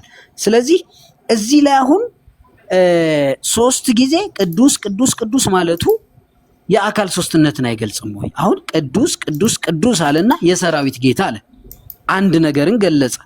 ግን እግዚአብሔር ቅዱስ ብሎ አንድ ጊዜ ብቻ ለምን አልጠቀሰም? ኢሳይያስ አሁን በብሉይ ኪዳን ሶስትነት አልተገለጠም ስላልሽ እሺ፣ እግዚአብሔርን እኔ ቅዱስ ቅዱስ ቅዱስ ቅዱስ 10 የበላው እግዚአብሔር 10 ስለሆነ ነው ብለው 10 የተባለበት አለ ወይ 4 እንኳን የተባለበት እግዚአብሔርን ሁለት ኦኬ፣ ችግር የለም። አሁን በሱ ሎጂክ ስንሄድ እግዚአብሔር ኢሳይያስ ቅዱስ ቅዱስ ያለው ለሶስት አካል ስለሆነ ነው አሉ አይደለ? አዎ፣ በአባቶች ትምህርት እነሱ ኑቲኤል ያብራሩት ይሄንን ነው።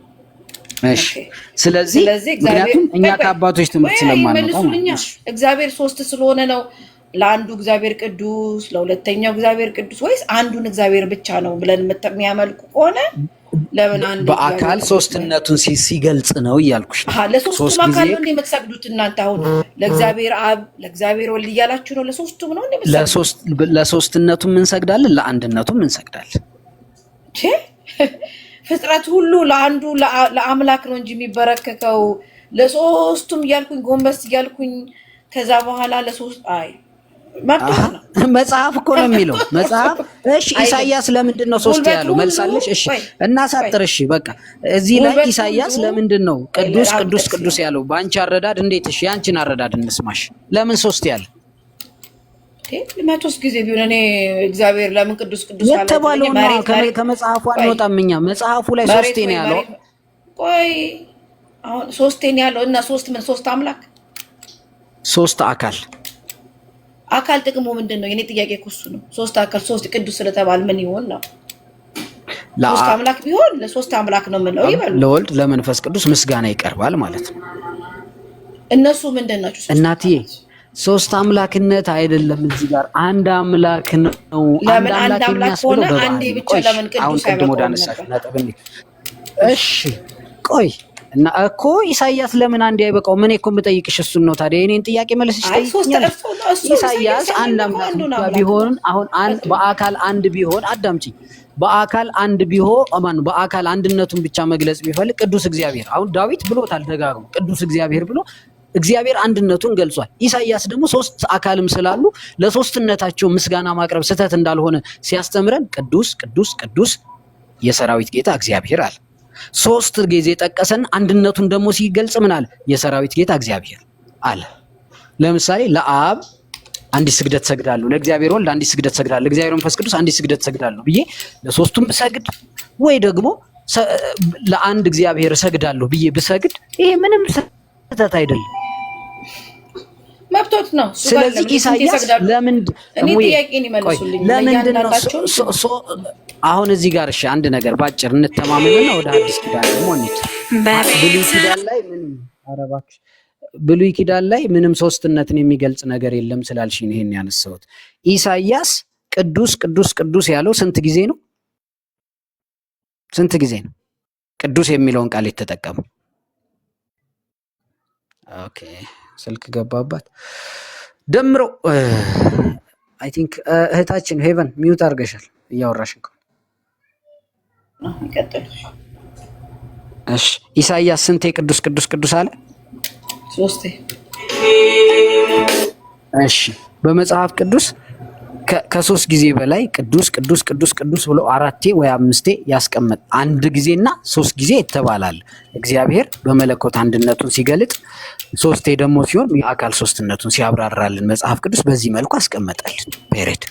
ስለዚህ 4 ጊዜ ወይ 5 ጊዜ በመጽሐፍ ቅዱስ ወይ 7 ጊዜ ቅድም እንዳልሽው 10 ጊዜ በመጽሐፍ ቅዱስ ቅዱስ የተባለበት ጊዜ አለ። እግዚአብሔር የምታውቂው ከሌለ የምታውቂው ከሌለ የለም በይ ካለ አይ ጥቅሙን ታዩና አይ አንበበሽ ታውቂያለሽ። አራት ቆይ አዳምጪኝ እኔ እናት አራቴ ወይ አምስቴ ቅዱስ የተባለበት ሎጂኩ እኮ የማይሰራ ጥያቄ እኮ ነው የሚጠይቁኝ። እኔ ለኔ እኮ አይደለ እኔ እኮ ሎጂኩ እኮ የሚሰራው ከመጽሐፍ ቅዱስ አንፃር ነው።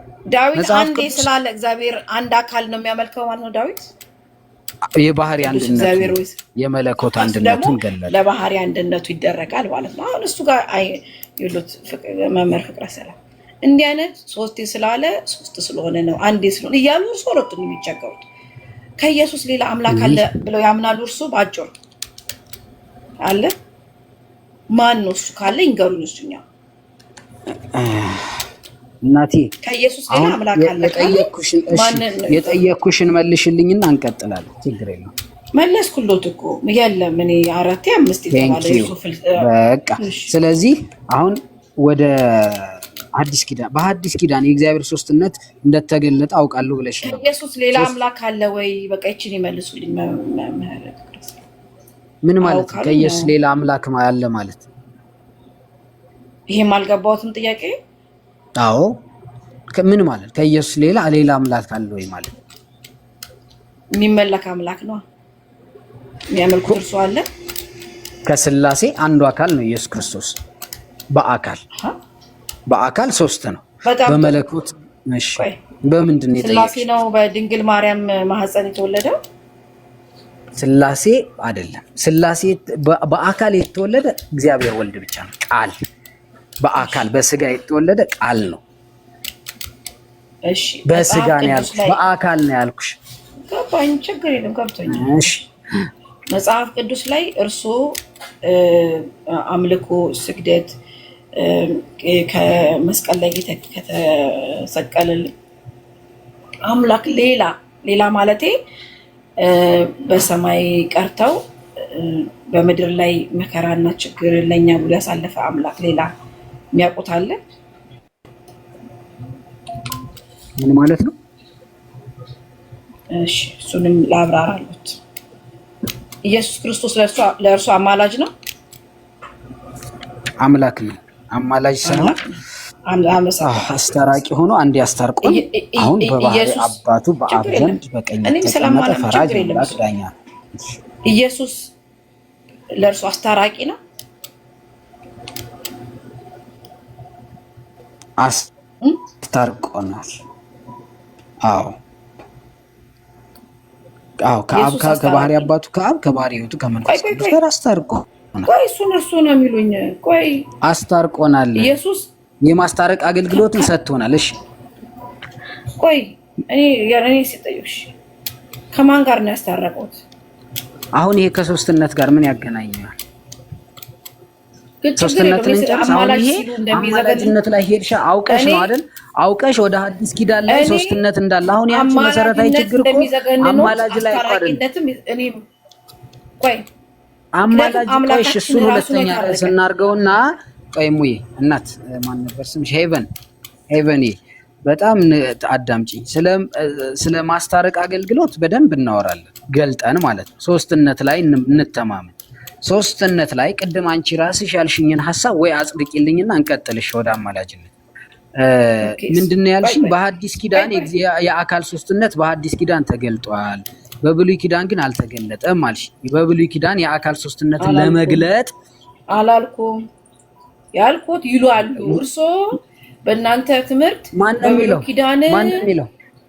ቆይ አሁን ጭቅጭቅ ውስጥ አንገባ። ይኸውልህ ኢየሱስ ክርስቶስ አማላጅ ሲባል እርሱ እንደሚዘገንኑት ሁሉ ኧረ ቆይ ለምንድን ነው እንዴ? ይሄንን ጨርስ። ችግር ስለሚዘገንነው ምንም የሚዘገንን ነገር እኮ የለውም። እናወራ መጽሐፍ የሚለንን እንቀበላለን። እኮ ከመጽሐፍ ቅዱስ ጥራዞች አልወጣም። ኢየሱስ ለምንድን ነው ከሌላ አምላክ ጋር የሚያስታርቀን? እሱ አምላክ ታራቂያችን አይደለ? እንትን I don't think this conversation is going anywhere። ከሄቨን ጋር ብዙ ዲስከስ አድርጌያለሁ። Unfortunately ዲስከሽኖቹ ብዙም እንትን ማይሉ ከሆነ ወይ ሌላ ሰው ጥያቄ ያለው ሰው ካለ ከሌላ ሰው ጋር መወያየቱ አይሻልም? ማለት የሆነ የምንሄደው እንትን አቅጣጫ ስለሌለ ብዬ ነው። ደምረው ቤቱን ለመምራት ሳይሆን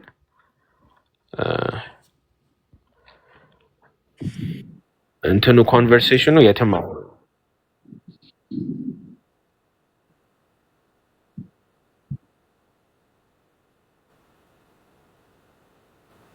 ዋልንበት እኮ እና ማለት አረ ብዙ ጊዜ ተወያይተናልና እንደውም አንዳንድ ጊዜ ላይ ከፕሮቴስታንቱ ጋር ዲስከስ ታደርግ ኦርቶዶክስ ራሱ ትመስላለች እና እነዚህ ፕሮቴስታንቶች እኮ ምናምን ስትል በጣም በቃ እንትን ይመስላል። ግን እውነቱን ለመናገር እንትን የለውም ላይክ የሆነ አለ አይደለ የነጥቦችን እያያዘን ካልሆነ ዝም ብሎ ለማውራት ያክል ካልሆነ በስተቀረ ከባድ ነውና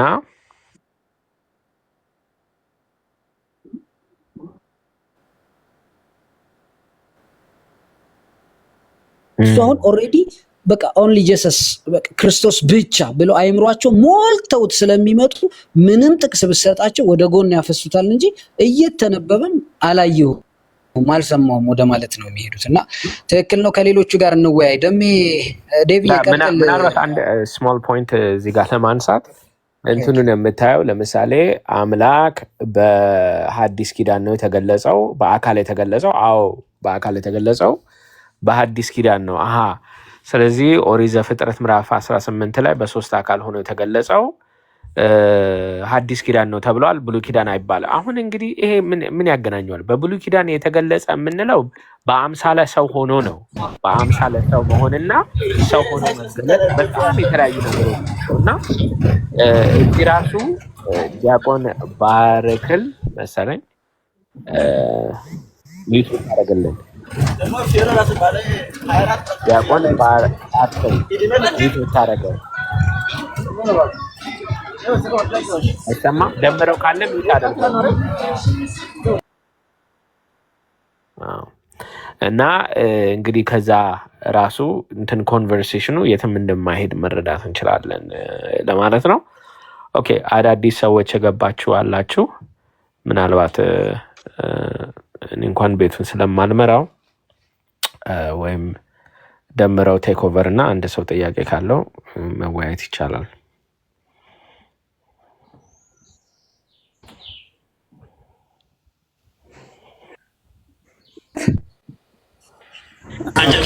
አሎ እያዳመጥኳችሁ እኮ ነው። ከማን ጋር እንቀጥል? ማይመች ቦታ ላይ ከሆንክ እኔ ያው ትንሽ ጫጫታ አለ፣ እዛ ነው። ማን ነው? ቦኒ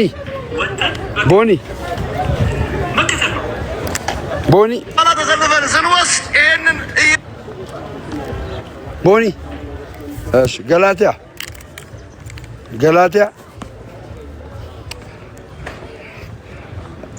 እሺ፣ አበበ ይሰማል። ከየት ቤተ እምነት ነው ወንድማችን? እኔ ከኢትዮጵያ ኦርቶዶክስ ተዋሕዶ ቤተክርስቲያን ነኝ። ግን መምህር ፍቅረ ማርያም እንዲያብራራልኝ የምፈልገው ጥያቄ ስላለኝ እድሉን ካገኘው ጠይቄ የኦርቶዶክሳዊ ጥያቄ ነው፣ በዛው ነገረ ክርስቶስ ስለሆነ እንዲያብራራልኝ ፈልጌ ነው። ኦኬ፣ ያው ቀጥልሽ።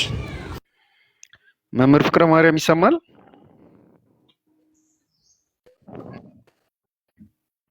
እሺ መምህር ይሰማል? ቀጥል። እሺ በዚህ ኧረ እየሰማሁ ነው። ከኔ ነው ካንተ ይሰማል አይደል? ወንድማችን ኦኬ፣ ሜቢ ከኔ እንዳይሆን ከኔ ነው ድምጽ እየዘገየ የሚደርሰው ወይንስ ከሱ ይሆን? እኔ ይሰማኛል የርሱ መምህር። እሺ እስኪ አሁን ቀጥል ወንድሜ። እሺ በዚህ ካልተሳሳቱ በሐዋርያ ሥራ ምዕራፍ 2 ላይ ይህን ክርስቶስን እግዚአብሔር አስነሳው የሚል ነገር አለና ምናልባት ብዙ ጊዜ እቺ ጥያቄ አልተጠየቀችም እና እንደው በቤተ ክርስቲያን አስተምሮ እንዴት ይተረጎማል የሚለውን እንዲያስረዱኝ ነው። አንድ እሱ። ሁለተኛ በማቴዎስ ወንጌል ምዕራፍ 28 ካልተሳሳትኩ መጨረሻው አካባቢ ስለዚያች ቀንና ስለዚያች ሰዓት ከአባት ብቻ በቀር ልጅም ቢሆን የሰማይ መላእክትም ቢሆኑ የሚያውቅ የለም የሚለው አለና እነዚህን ሁለት ነገሮች በቤተ ክርስቲያን አስተምሮ እንዲያብራሩልኝ ፈልጌ ነው ከተሰማ። እሺ ከሁለተኛው ጥያቄ ስነሳ ይህችን ቀን ከአባቴ በቀር የሚያውቅ የለም ብሎ ክርስቶስ ለምን ተናገረ ቢባል ባጭር ነው የምመልስልህ።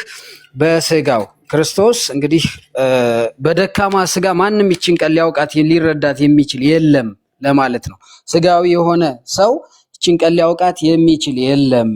ምክንያቱም እርሱ ከባህሪ አባቱ ከአብ ጋር አንድ እንደሆነ ስለተናገረ እኔና አብ አንድ ነን ብሎ ዮሐንስ 10:30 ላይ ስለተናገረ፣ ስለዚህ በፈቃድ አንድ ነው። እርሱ አላውቃትም እያለ ሳይሆን በስጋ ብቻ የሆነ ሰው ግን ያችን ቀን ሊያውቃት አይችልም የሚል ፍቺ ነው የሚኖረው። ከዛ በተረፈ ሁለተኛው ጥያቄ ደግሞ መጽሐፉን እናውጣውና እያየነው ብናወራ የተሻለ መሰለኝ።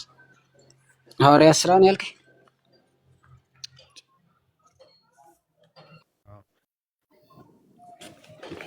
አንዴ ላውጣውና ምዕራፍ ስንት?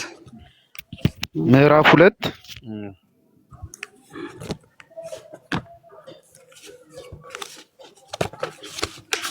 እሺ የሐዋርያት ሥራ ምዕራፍ 2 ቁጥሩን እርግጠኛ አይደለሁም፣ ብቻ እዛ አካባቢ ነው። ይህን ክርስቶስን እግዚአብሔር አስነሳው የሚለው። ኦኬ፣ ይሄንን ለመረዳት አንዴ ጥቅሶችን እንድሰጥ ፈልጌ ነው። ኦኬ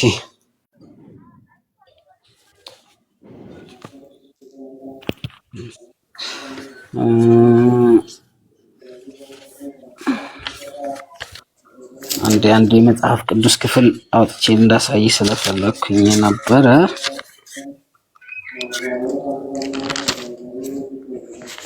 ኦኬ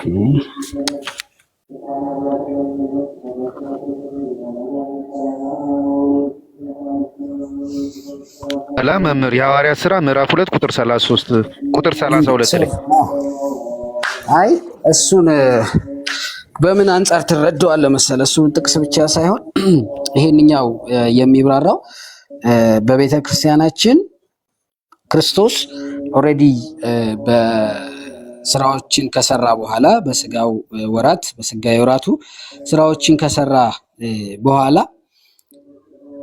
ከባህሪ አባቱ ከአብ ጋር እንትን አስነሳው ሲል ምን ማለት ነው ከተባለ አንደኛ ያ የተዋሃደው ስጋ ደካማ እንደነበረ ለማሳየት የተወሰደ እንደሆነ የተዋሃደው ስጋ ማለት ነው። ስለዚህ እግዚአብሔር አብ በባህሪው ወደዚህ ምድር አልመጣም። መለኮታዊ ባህሪ ያን ስጋ ደካማ ነው። የስጋን ደካማነት ለማሳየት ለማረጋገጥ እንደሆነ ከዚያ በተረፈ ደግሞ እንግዲህ የእግዚአብሔር ቅዱስ ቄርሎስ ምን ይላል መሰለ? ምንድነው የሚለው? ብረት በእሳት በተዋሃደ ጊዜ በመዶሻ በአንድነት እንደሚመታ የእሳት ባህሪ በምንም እንደማይጎዳ መለኮት ሕማም ሳይኖርበት በስጋ እንደታመመ እናስተውላለን ይላል እና ሃይማኖተ አበው ምዕራፍ 73 ቁጥር 12 ላይ። ስለዚህ ያ በስጋ የታመመ የሚታመም የሚደክም የሚሞት ስጋን የያዘ ማን ነው? ክርስቶስ ነው። ስለዚህ ያንን የተዋሃደው ስጋ ግን ስጋ ኦልሬዲ በባህሪው ድክመት አለበት። ግን ያንን ደካማ ስጋ እግዚአብሔር አብ አስነሳው ሲል ምን ማለት ነው? ራሱን ዝቅ ሲያደርግ ማለት ክርስቶስ ከአብ አነሰ ማለት ሳይሆን፣ ለምሳሌ ለዚህ ማረጋገጫ የሚሆን ስጋውን ብቻ ለመግለጥ እንደሆነ ክርስቶስ ነፍሱን ሊያስነሳትም ሊያጠፋትም ወይ ደግሞ ነፍሱን ሊሰጥም የሚችለው በፈቃዱ እንደሆነ ማረጋገጫችን። ያ ግን የተገለጠበት አውድ ከምን አንጻር ነው ካልከኝ፣ በስጋ ደካማ መሆኑን ለማሳየት እንጂ የክርስቶስን ነፍስ የሚያኖራትም የሚያጠፋትም ራሱ እንደሆነ ሲያረጋግጥ በዮሐንስ ወንጌል ምዕራፍ 10 ቁጥር 17 ይችን ጥቅስ ያዝልኝ። የዮሐንስ ወንጌል ምዕራፍ 10 ቁጥር 17 ላይ እንዲህ ይላል፣ ነፍሴን ደግሞ አነሳት ዘንድ። አየህ፣ ቅድም ያለው ከምን አንጻር ነው የሚለውን እዚህ ላይ ያብራራላል። ነፍሴን ደግሞ አነሳት ዘንድ አኖራታለሁና ስለዚህ አብ ይወደኛል፣ እኔ በፈቃዴ። እንግዲህ ፐርሰን ነው ክርስቶስ እኔ እያለ እየተናገረ እኔ በፈቃዴ አኖራታለሁ እንጂ ከእኔ ማንም አይወስዳትም። ላኖራት ስልጣን አለኝ፣ ደግሞም ላስነሳ ስልጣን አለኝ። ይህቺ ትእዛዜ ናት ይላልና ስለዚህ ክርስቶስ ነፍሱን ሊያኖራትም ምንድነው አሳልፎ ሊሰጣትም ሊያስነሳትም ስልጣን ያለው ራሱ ነው። እኔ በፈቃድ ያኖራታለሁ እንጂ ከእኔ ማንም አይወስዳትም ይላል። ስለዚህ ይሄንን ልንረዳ ይገባል ማለት እንግዲህ በስጋዊ ወራቱ ያንን ደካማውን ስጋ የማስነሳት ኃይል ያለው መለኮታዊ አካል እንደሆነ አብ ሲል በአብ ውስጥ ማን አለ? ወልድ አለ። በወልድ ውስጥ ማን አለ? መንፈስ ቅዱስ አለ። አብ፣ ወልድ፣ መንፈስ ቅዱስ በባህሪ አንድ ስለሆኑ በአገዛዝ በባህሪ በስልጣን አንድ ናቸው። በፈቃድ አንድ ስለሆኑ ሲያስነሳ አብ አስነሳ ማለት መንፈስ ቅዱስ አስነሳ ማለት፣ መንፈስ ቅዱስ አስነሳ ማለት ራሱን ማስነሳ ማለት ነው። ማረጋገጫችን አሁን የሰጠው የዮሐንስ ወንጌል ምዕራፍ 10 ቁጥር 17 ነው። እኔና አብ አንድ ነን ብሏል። በምን? በአካል አይደለም፣ በመለኮት አንድ ስለሆኑ አብ አስነሳት ማለት ራሱ አስነሳት፣ የራሱን ስጋ ራሱን አስነሳ ማለት ነው። በፈቃድ አንድ ስለሆኑ ማለት ነው። ወንድሜ ቃልዮትን ያሰማልኝ መምህር፣ እግዚአብሔር ያክብርልኝ፣ እግዚአብሔር ይስጥልኝ። ስለዚህ መለኮት የተዋሃደውን ስጋ ይዞት ተነሳ ማለት እንችላለን ማለት ነው። ይህን ክርስቶስን እግዚአብሔር አስነሳው ማለት መለኮት የተዋሃደውን ስጋ ይዞት ተነሳ እንደማለት ነው ማለት ነው አይደለ? ካልተሳሳተ ይኸውልህ አሁን ምን አለ መሰለህ፣ መለኮት ሙሉ በኩሌ ነው። ኦምሊ ፕሬዘንስ ነው። በሁሉ ቦታ ይገኛል መለኮት። በነገራችን ላይ አሁን ብዙ ጊዜ እኛ እንድንረዳው ነው። ለምሳሌ እግዚአብሔር ከሰማይ ማነው ቃል ከሰማይ ወረደ ስንል ምን ማለት ነው? ወይንም ክርስቶስ ወደ ሰማይ ወጣ አረገ ስንል ምን ማለት ነው? በዛ አካል ወይንም ይሄ ስጋዊ ትስብእት የምንለው ውስንነት አለበት። መለኮት ውስንነት የለበትም። ለመለኮት ወጣ ወረደ አይባልለትም ሲጀመር ማለት ነው። ሙሉ በኩሌ ነው። እንኳን መውጣት መውረድ በመቃብር እንኳን ሲገባ ምንድነው የምንለው? የክርስቶስን አካል ስጋ መለኮት የተዋሃደው ስጋ ነው የምንለው። መለኮት የተዋሃደው ስጋ መለኮት በዚያ በክርስቶስ ሞተ በስጋ ሞተ በተባለለት አካሉ እንኳን ለማይክሮ ሰከንድ ተለይቶ አያውቅም። ያ ማለት ግን ምን ማለት መሰለ? መለኮት ውስንነት ኖሮበት በስጋው ላይ ብቻ ነው ያለው አይደለም። ሙሉ በኩሌ ነው። በአብ ዘንድ አለ መለኮት፣ በመንፈስ ቅዱስ ዘንድ አለ። አንዱ መለኮት ማለት ነው። አንዱ መለኮት ሁሉም ጋር አለ። ረቂቅ የሆነው መለኮት አረጋዊ መንፈሳዊ የምንለው አባት ምን ብሎ ያብራራል መሰለ? መለኮትን ሲያብራራው በጣም ረቂቅና ሙሉ በኩሌ መሆኑን ሲገልጸው በዓለም ላይ ረቂቁ ነገር ነፋስ ነው ይላል። ከነፋስ ነፍስ ይረቃል፣ ከነፍስ መላእክት ይረቃሉ፣ ከመላእክት ደግሞ መለኮት ይረቃል ይላል። እንግዲህ ኢማጂን ምን ያክል ረቂቅ እንደሆነ ማለት ነው። ስለዚህ መለኮት እዚህ ጋር ነው ያለው አይባልም።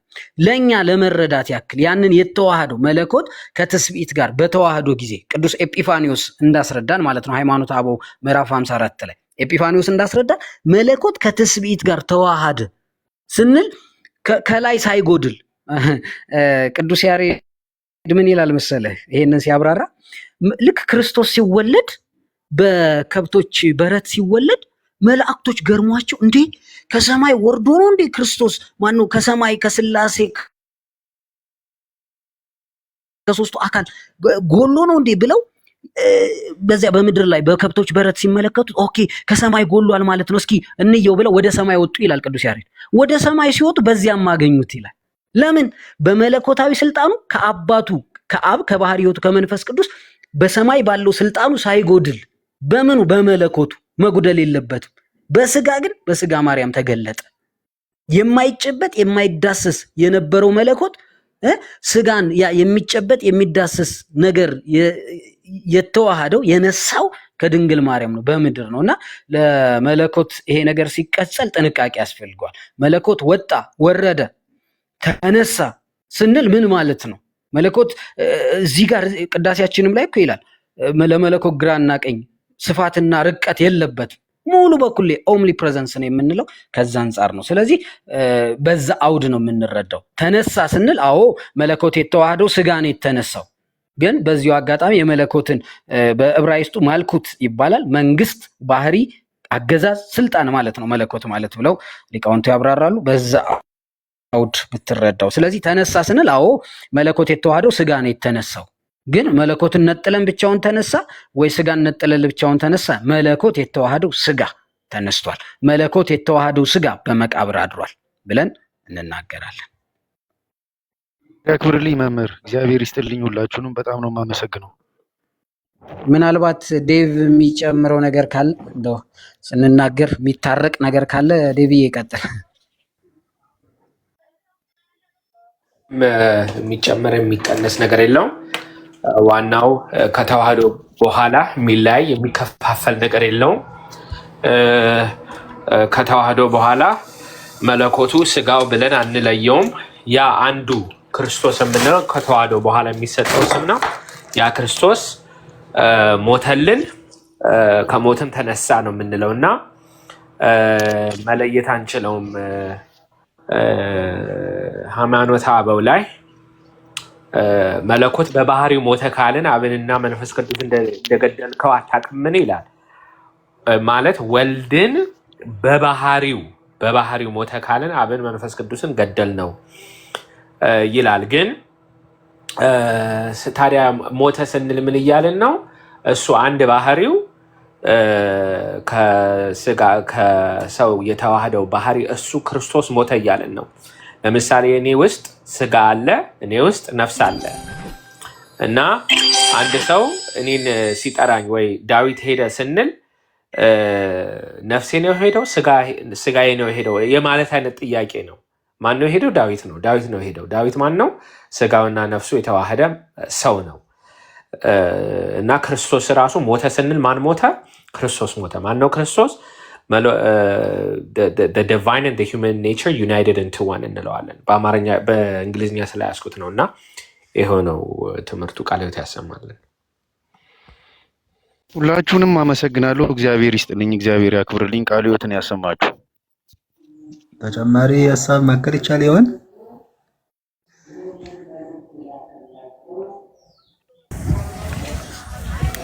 አበበ አቤት አቤት። ቤተክርስቲያን ነው? እኔ ከኦርቶዶክስ ነው። ኦኬ። ምን ላይ ነው ተጨማሪ ሀሳብ የሚሰጡት? አሁን ቀደም የተነሱ ሁለት ነጥቦች ላይ ምናልባት ሀሳብ ባክል ብዬ ነው። እሺ፣ ጨማክሉበት። እሺ፣ ጥሩ። መጀመሪያ ሁላችሁም እግዚአብሔር ሰላም እናንተ ይሁን። መምህር ዳዊት፣ መምህር ፍቅረ ማርያም፣ አንተም ራስህ፣ ሌሎችም ሁሉም ወደ ሀሳቡ ስመጣ የሁለት ሀሳቦች ናቸው የተነሱት። አንደኛው ይሄ ማቴዎስ ወንጌል ምዕራፍ 24 ላይ ያለው ስለ ሰዓቲቱ ነው። እዚህኛው ላይ በፍቅረ ማርያም ቅድም ሀሳብ ሰጥተውበታል። በጣም ጥሩ ነው።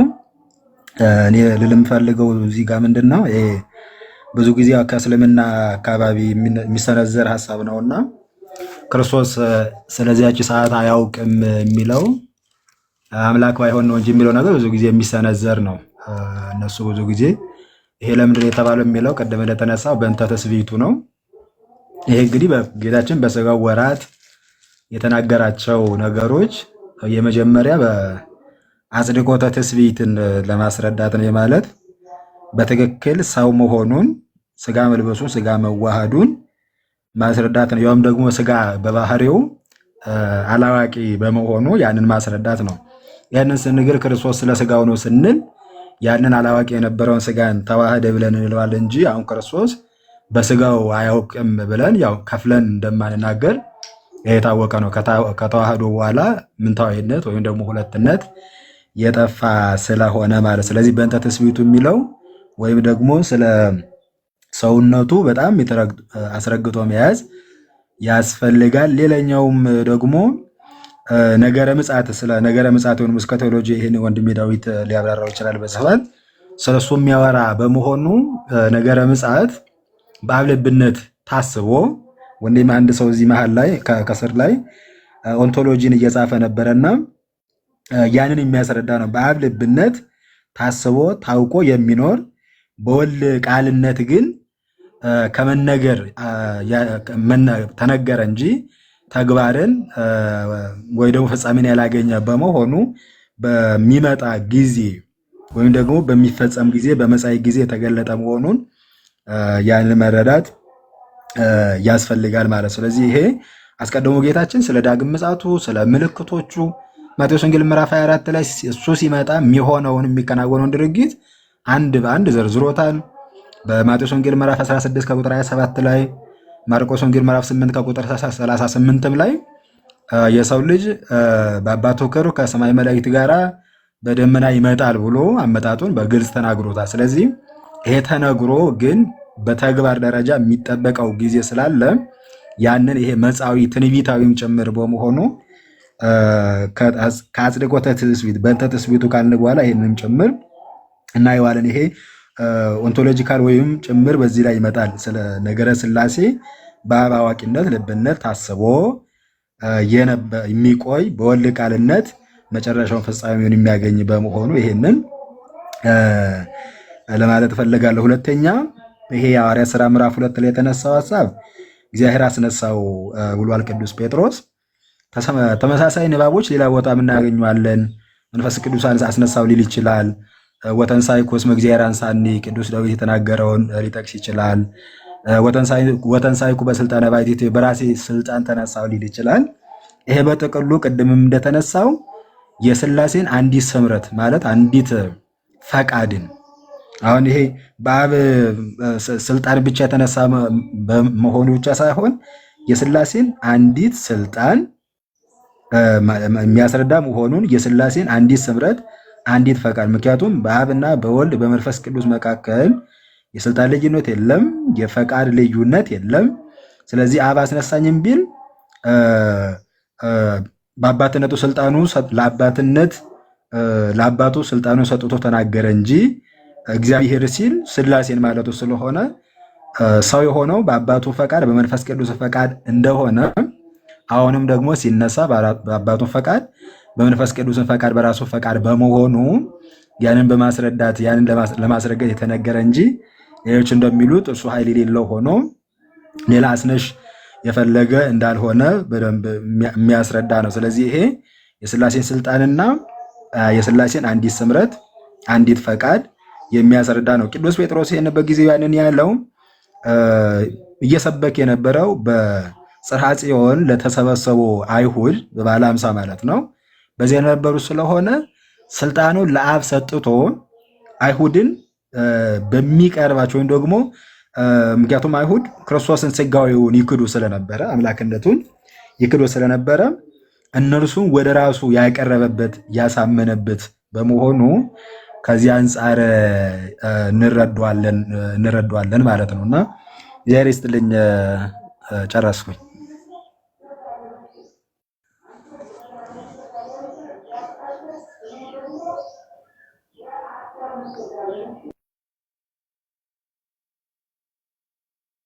ኦኬ እሺ፣ ቃለ ሕይወት ያሰማልን ወንድማችን። እንግዲህ መምህርም ከሆኑ ስላላወቅኩት ነው ይቅርታ። ቃለ ሕይወት ያሰማልን ለማለት እወዳለሁ። ዴቪዬም ቃለ ሕይወት ያሰማልን። ምናልባት ደምረው ወይዬ በቃ ቤት ክፈቱ፣ አንዳችሁ አንድ ሰው ቤት ክፈት። ኦልሬዲ እኔ በቃ ጉዞም ጀምሬያለሁ። እንግዲህ ከአዲስ አበባ ወደ አዳማ ያ ሀሳብ ካለቀ በቃ እንደዛ። ዲያቆን ዳዊት የመጨረሻ ማስታወቂያዎትን ይናገሩና እንሰነባበት። እሺ በጣም አመሰግናለሁ። ሮማ ተናገረች ትወጫለሽ። ቀጥሉ ዳዊት። እሺ በጣም አመሰግናለሁ። ያው ነገ ከምሽቱ ምንድነው 12 ሰዓት መሰለኝ በኢትዮጵያ አቆጣጠር የሚባለው በመጽሐፍ ቅዱስ ብቻ በሚለው ርዕስ ውይይት ይኖረኛል። ሁላችሁም እንድትገኙ ጥሪ ለማስተላለፍ ነው። ወይም በዲሲ አቆጣጠር 11 AM ማለት ነው ውይይት ይኖረኛል። እዛ ላይ ሁላችሁም እንድትገኙ ጥሬና አስተላልፋለሁ። ነገ ከምሽቱ 12 ሰዓት ወይም በዲሲ አቆጣጠር 11 AM ኢስተርን ታይም መጽሐፍ ቅዱስ ብቻ በሚለው ርዕስ ከወንድም ቃል ጋራ ውይይት ይኖረናል። እጅግ መልካም። እዚህ ያላችሁ 150 ሰዎች የዲያቆን ዳዊትን ማስታወቂያውን ሼር፣ ሪፖስት ምናምን አርጉለት ለጓደኞቻችሁ እንደዛው ማለት ነው። ሮማ ሀሳብ ስጭና በቃ ቤቱን ልዝጋው። ጉዞ ጀምሬያለሁ። ሰላም ክርስቶስ ይብዛላችሁ። አቆስ ደሚ ዳዊት ሁላችሁ ሰላም ናችሁ ወይ? ክርስቶስ ይብዛላችሁ። ዲያቆን ነገ በዚህ ሰዓት ማለት ነው። ሰላም ገባ።